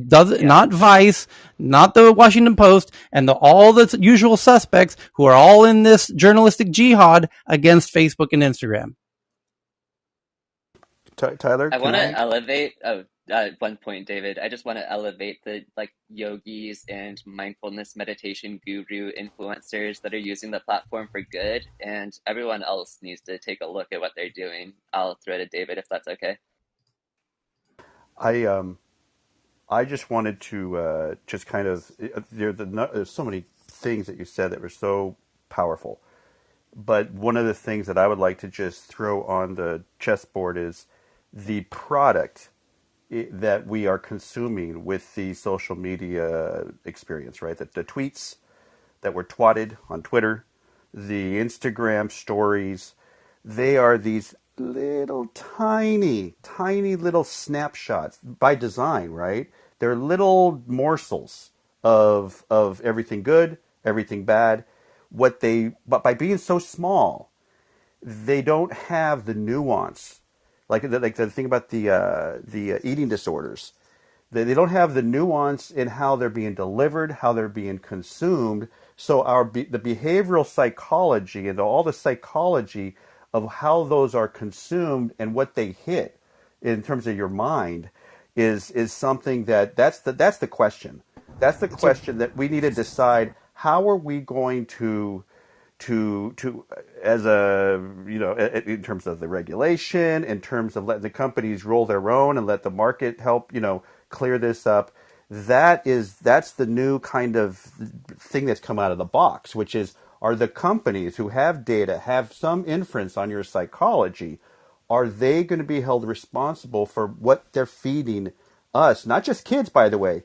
How many techie entrepreneurs, techies in their 20s, 30s, and 40s idolize Elon Musk or Zuckerberg? That's the same kind of like, you know, that's a whole other, that's a part of this, but it's a whole other kind of topic. Let's get to how can we steer the ship. China had made so they've made some decisions, and they've set forth all these different things that they're doing. But are we totally cool with the free market? Are we totally cool with these morsels and their effects, good or bad, on anybody? So it'll be interesting to see. I'll tell you, the Blumenthal. I think we all need to actually even watch on C-SPAN. Is he going to hold TikTok accountable? Full stop. Full. You know. No, they'll No, probably they say, can't. hey, they'll probably Chris, come out and Go ahead, say, oh, Kelsey. sorry. because to your point, there's no regulators that are going to be able to do. I mean, at this point, as you're pointing out, they're solely ill-equipped because one, this is a whole different world. So, as pointed out before, a lot of the regulatory agencies, like the FTC, was set up to regulate telcos. It's solely not structured or equipped to regulate these new platforms, new paradigm. So, I don't have a lot of confidence in regulation, but the thing to regulate is algorithms, right? So, this is where things need to shift. It's not, you can't just look at content. It's they've got to understand algorithms and how they work and getting into them and transparency, and then to who's going to be able to do that. Is it companies? I mean, honestly, I like what's her name, the whistleblower's idea that they need to bring some experts from inside the company, data people from inside the company who understand these, if they want to use regulation to come in and address this. And if Jennifer, this you continue, bring can you imagine the kids growing up in 15 years' time? What's going to happen between US versus China? Kelsey? Yeah, give it 3 years. Yeah, thanks. Jennifer, I think you bring up a really great point. And Frances Hagan is the name of the whistleblower. And she said exactly that, and it's crazy because we're talking about they want to put regulation on this. But up until a few years ago, when Zuckerberg got in front of them, in front of the Senate, they didn't even know how he made money. They didn't know how the app worked. They didn't even know how he monetized. So how would they think that he is potentially doing harm with his targeted ads, which I don't know if you went over the three that they did in the Senate hearing, but giving anorexia tips to target women 13 to 17, you're not even supposed to be targeting children of that age. It's part of their privacy policy and terms and conditions when it comes to running ads. So the fact that they didn't even know how he makes money and therefore can't even understand the intricacies of the app and where they could potentially find um, places to spend that money or to get that money or to gain that type of market share. I think they're going to have to do some serious deep diving. They're going to have to bring in people in the tech world to teach them how this works because they simply just don't understand it. No, They tech world don't. They from need to. those They need to go from back those and watch the that's why 1980s like show. her Hold on, just one second. I apologize, but just 1 second because I don't have much time. But if you go back and you watch the 1980s show Max Headroom, every single thing that's happening with TikTok and Instagram and everything all plays out in that episode where they talk That was about the first blitzers. episode. This that's exactly right. And so that's basically where we're at right now. The psychology behind what TikTok is and what it's doing has been known for decades. Decades. These science experiments have been done on humans for a very long time. This stuff is known. And the fact that these politicians claim in front of Congress they don't know what's going on with these apps, with Facebook and TikTok, it's malarkey. No, They I do think a lot know of them about it. don't understand. That's just the point. Kelsey's exactly right. They literally, some of these people, a lot of these people do not understand. And not all politicians regulate all industries. I mean, you can't expect, somebody who's doing agriculture to understand, et cetera, it's something else. So the thing is though, to the point, it's getting so, even if they did understand this, you need people from inside the company who actually companies as sophisticated as Facebook and Google who create these algorithms and know how complicated these are, and to show, I mean, how ill-equipped they are. They're talking about raising the age of COPA, the Children's Act, from 13 to 15. Like, that's going to do bullshit, right? I mean, these kids are all on this anyway. The fact that you're even suggesting that, to me, is just ludicrous. Okay. So Alrighty. that's my, We're yeah. moving on. Hey, Hi, yes, go ahead. Tyler. Can I jump in? Pat, you're muted. Pat, you're muted. If you can't, you have to jump on and come in. Can you Yes. can you Yeah. try Can you hear again? me now? That's better. Yes. Oh, sorry, sorry. Thank you so much, Tyler, for letting me come up. And the thing I want to say is really short and simple, but actually it was already mentioned by Jason and David and Jacob and some others, that actually this situation has been around for a long time. Young people having mental health issues with self-harm, with eating disorders, and various other things have been around for quite a long time. All we have to do is remember Princess Diana. You know, that is really a good while ago now. And when I started in mental health back then, it was already within the minority ethnic communities in Scotland, little old Scotland. And I'm sure it was prevalent in other countries too, and bigger cities too, like London and so on. So this has been around for a long time and people have known about it, but we've chosen not to spend money on mental health. We've chosen to be more focused on Yeah. profiteering and market growth and GDP and all that sort of thing. We are where we are because of where we've been. And tragically, tech has helped. And I think that we're now today with COVID and all the other difficulties we're experiencing in a place where we're able to choose and rethink how we value ourselves, our lives, our children, our future, not just for climate change, but for everything else as well. And maybe we just have to rethink, use the time and the opportunity and rethink how we want to live. Because if we don't, well, we'll have to turn the lights out pretty soon, I think. It's very negative. I struggle with that. I don't like thinking that way. And personally, I do believe we have a future, we have a hope, but we all have to share in the responsibility, and we all have to recognize that we have condoned all of this to happen and we are part of it. So we now have to solve it, not just governments, not just Right. governments. Thank Yeah, you. I love everything that Pat has just said. Thank you, Pat. And I just want to add to that that Elon Musk evangelizing the like simulation, we're living in a simulation theory, is Elon Musk trying to create a new tech-based religion in his own image. Jacob is complete. Hi, I just wanted to ring in on this. Adolescence is a time of temporary insanity anyway, and I think that the kids that make it out okay and unscathed, especially in this environment, are quite lucky.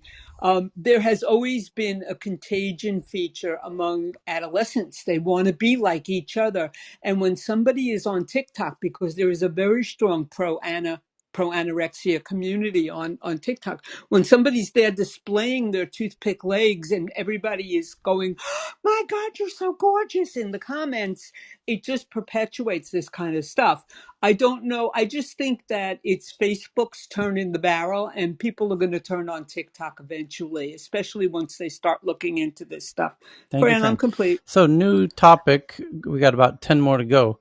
From Variety, Netflix employee walkout happened, and they were opposing the David Chappelle special called The Closer, where it says hundreds of Netflix employees and supporters gathered in the shadow of the streaming giant's Los Angeles headquarters on Wednesday to protest David Chappelle's stand-up special, The Closer, but the event, which was intended to showcase solidarity with the trans community, grew tense at certain points as protesters clashed with a vocal crowd of the comedian's fans. And on Reddit, any article that you see about the Netflix walkout is about the Dave Chappelle fans basically taking over the protest, and it's quite comical of how not to organize a protest. Netflix. Yeah, thank you, Tyler. Netflix has been embroiled in controversy since the comedian's special on October 5th, with employees and artists openly criticizing Chappelle for comments and jokes they deemed transphobic and homophobic. The Netflix office complex, a stone's throw from the closed ArcLight Hollywood cinemas, saw dozens of passionate trans supporters waving signs reading "Trans Lives Matters" and "Transphobia is not a joke." And the Dave Chappelle fans held signs that say "Jokes are funny" and "We like jokes." And that's one side demonstrated their sense of humor, and the other side demonstrated their notable lack of sense of humor. But I guess they don't think it's humorous, which I can understand. So the next one is from Poppy from Forbes. The headline reads, more than 1 in 3 teens say Snapchat is their favorite social media app. Only 2% cite Facebook. Survey finds from Forbes. So now this is twice that Forbes is the reporting the news of the reality of what's going on in social media. And Does it mention? Anyone that works with kids could have told you that, but it's just one of those things where it's like people who don't understand that kids use Snapchat and just ephemeral messaging and all of the and TikTok a is survey they're of just weirdos, I 10,000 guess. young Americans, average age 15.8, that Snapchat's the favorite social media platform among teenagers in the United States and still growing in popularity, while Facebook usage is minimal among teens. Some 35% of respondents said Snapchat is their favorite app, up from 31% previous survey in the spring, followed by TikTok at 30%. Facebook and Twitter each garnered 2% of the total. The surveyed teens said they spend an average of approximately 4.2 hours per day on social media. Snapchat users check the app 30 times daily on average. Instagram had the highest engagement rate, with 81% of teens saying they use the app at least once over the past month, compared with 77% for Snapchat. That's interesting. Piper's 42nd annual semi-annual Taking Stock with Teens survey was conducted between August 17 and September 16 among 10,000 teens across 44 states. And the New York Times and the Wall Street Journal and the whole jihad gang are not going to report the results of this survey because this is counter to their jihad narrative. But Forbes is reporting it, just like they're reporting that TikTok is being summoned to speak before the Senate subcommittee about how their data affects kids. And again, the Jihad Committee is not reporting that TikTok is now being summoned. Does the article speak to how many have in the last month plus have not used any social I media didn't, but apps?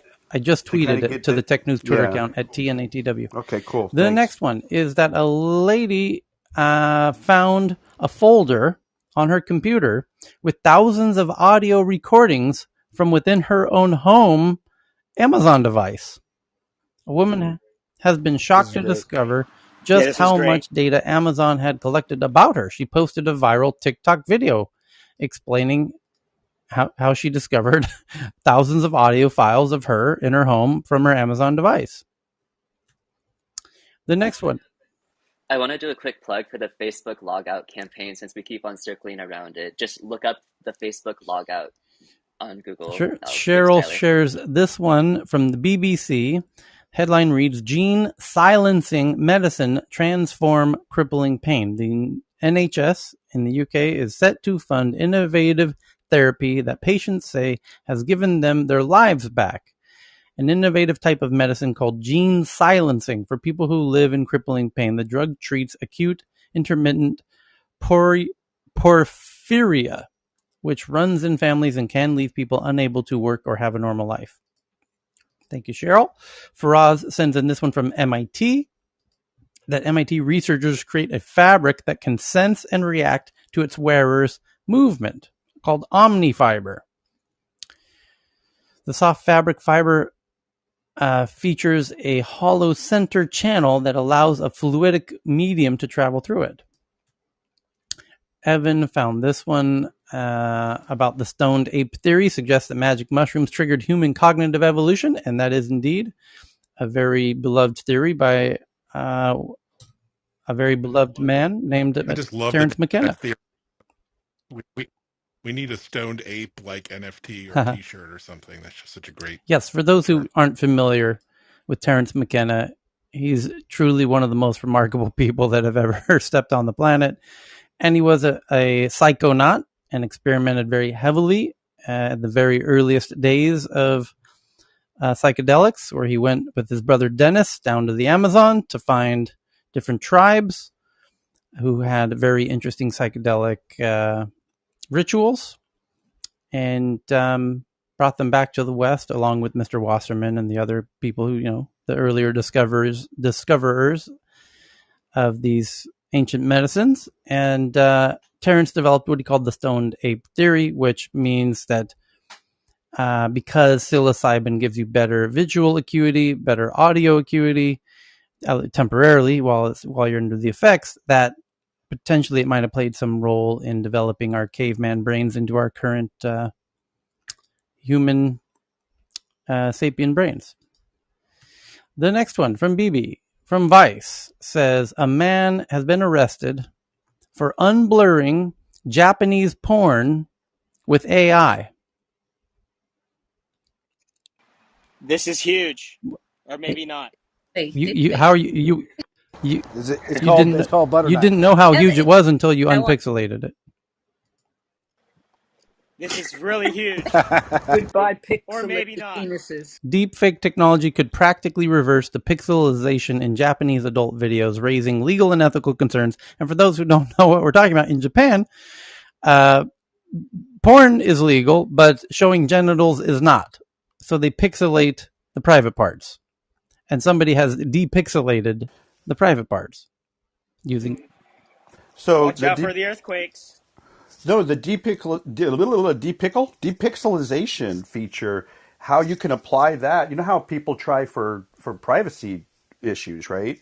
They try to with license plates and with all kinds of things. If the technology can be used for that, that's probably more concerning. Probably a bigger story.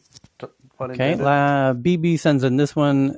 South China Morning Post says they have an exclusive that Tencent said to form gaming studio for metaverse-like developments.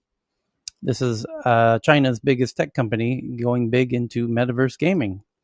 And then BB sends in this one from the BBC that climate change food calculator, what's your diet's carbon footprint? Check the environmental impact of what you eat and drink. I just tweeted that to the Tech News Twitter account. And then this one from South China Morning Post that anti-Asian hate crimes are up 76% in Los Angeles County. Physical and verbal attacks on Asian Americans rose during the COVID-19 pandemic. And then Poppy sends in this one from The Verge that Facebook's digital wallet finally launches without the DM cryptocurrency over 2 years after it was first announced. And last but not least, ladies and gentlemen, we've reached the last tweet for today from BB from CNN that level 5 atmospheric river to unleash flooding across drought-stricken California. Let's hope it fills up those incredibly depleted reservoirs and God knows we ran out of water, and let's hope we get it all back. Don't worry, L- we'll let it all Don't worry, we'll all let it go to the ocean, Tyler. Thank just don't let it you. wash us down the hillside. It'll just go straight to the All right, ocean. Thanks, everybody. See you Tyler. tomorrow.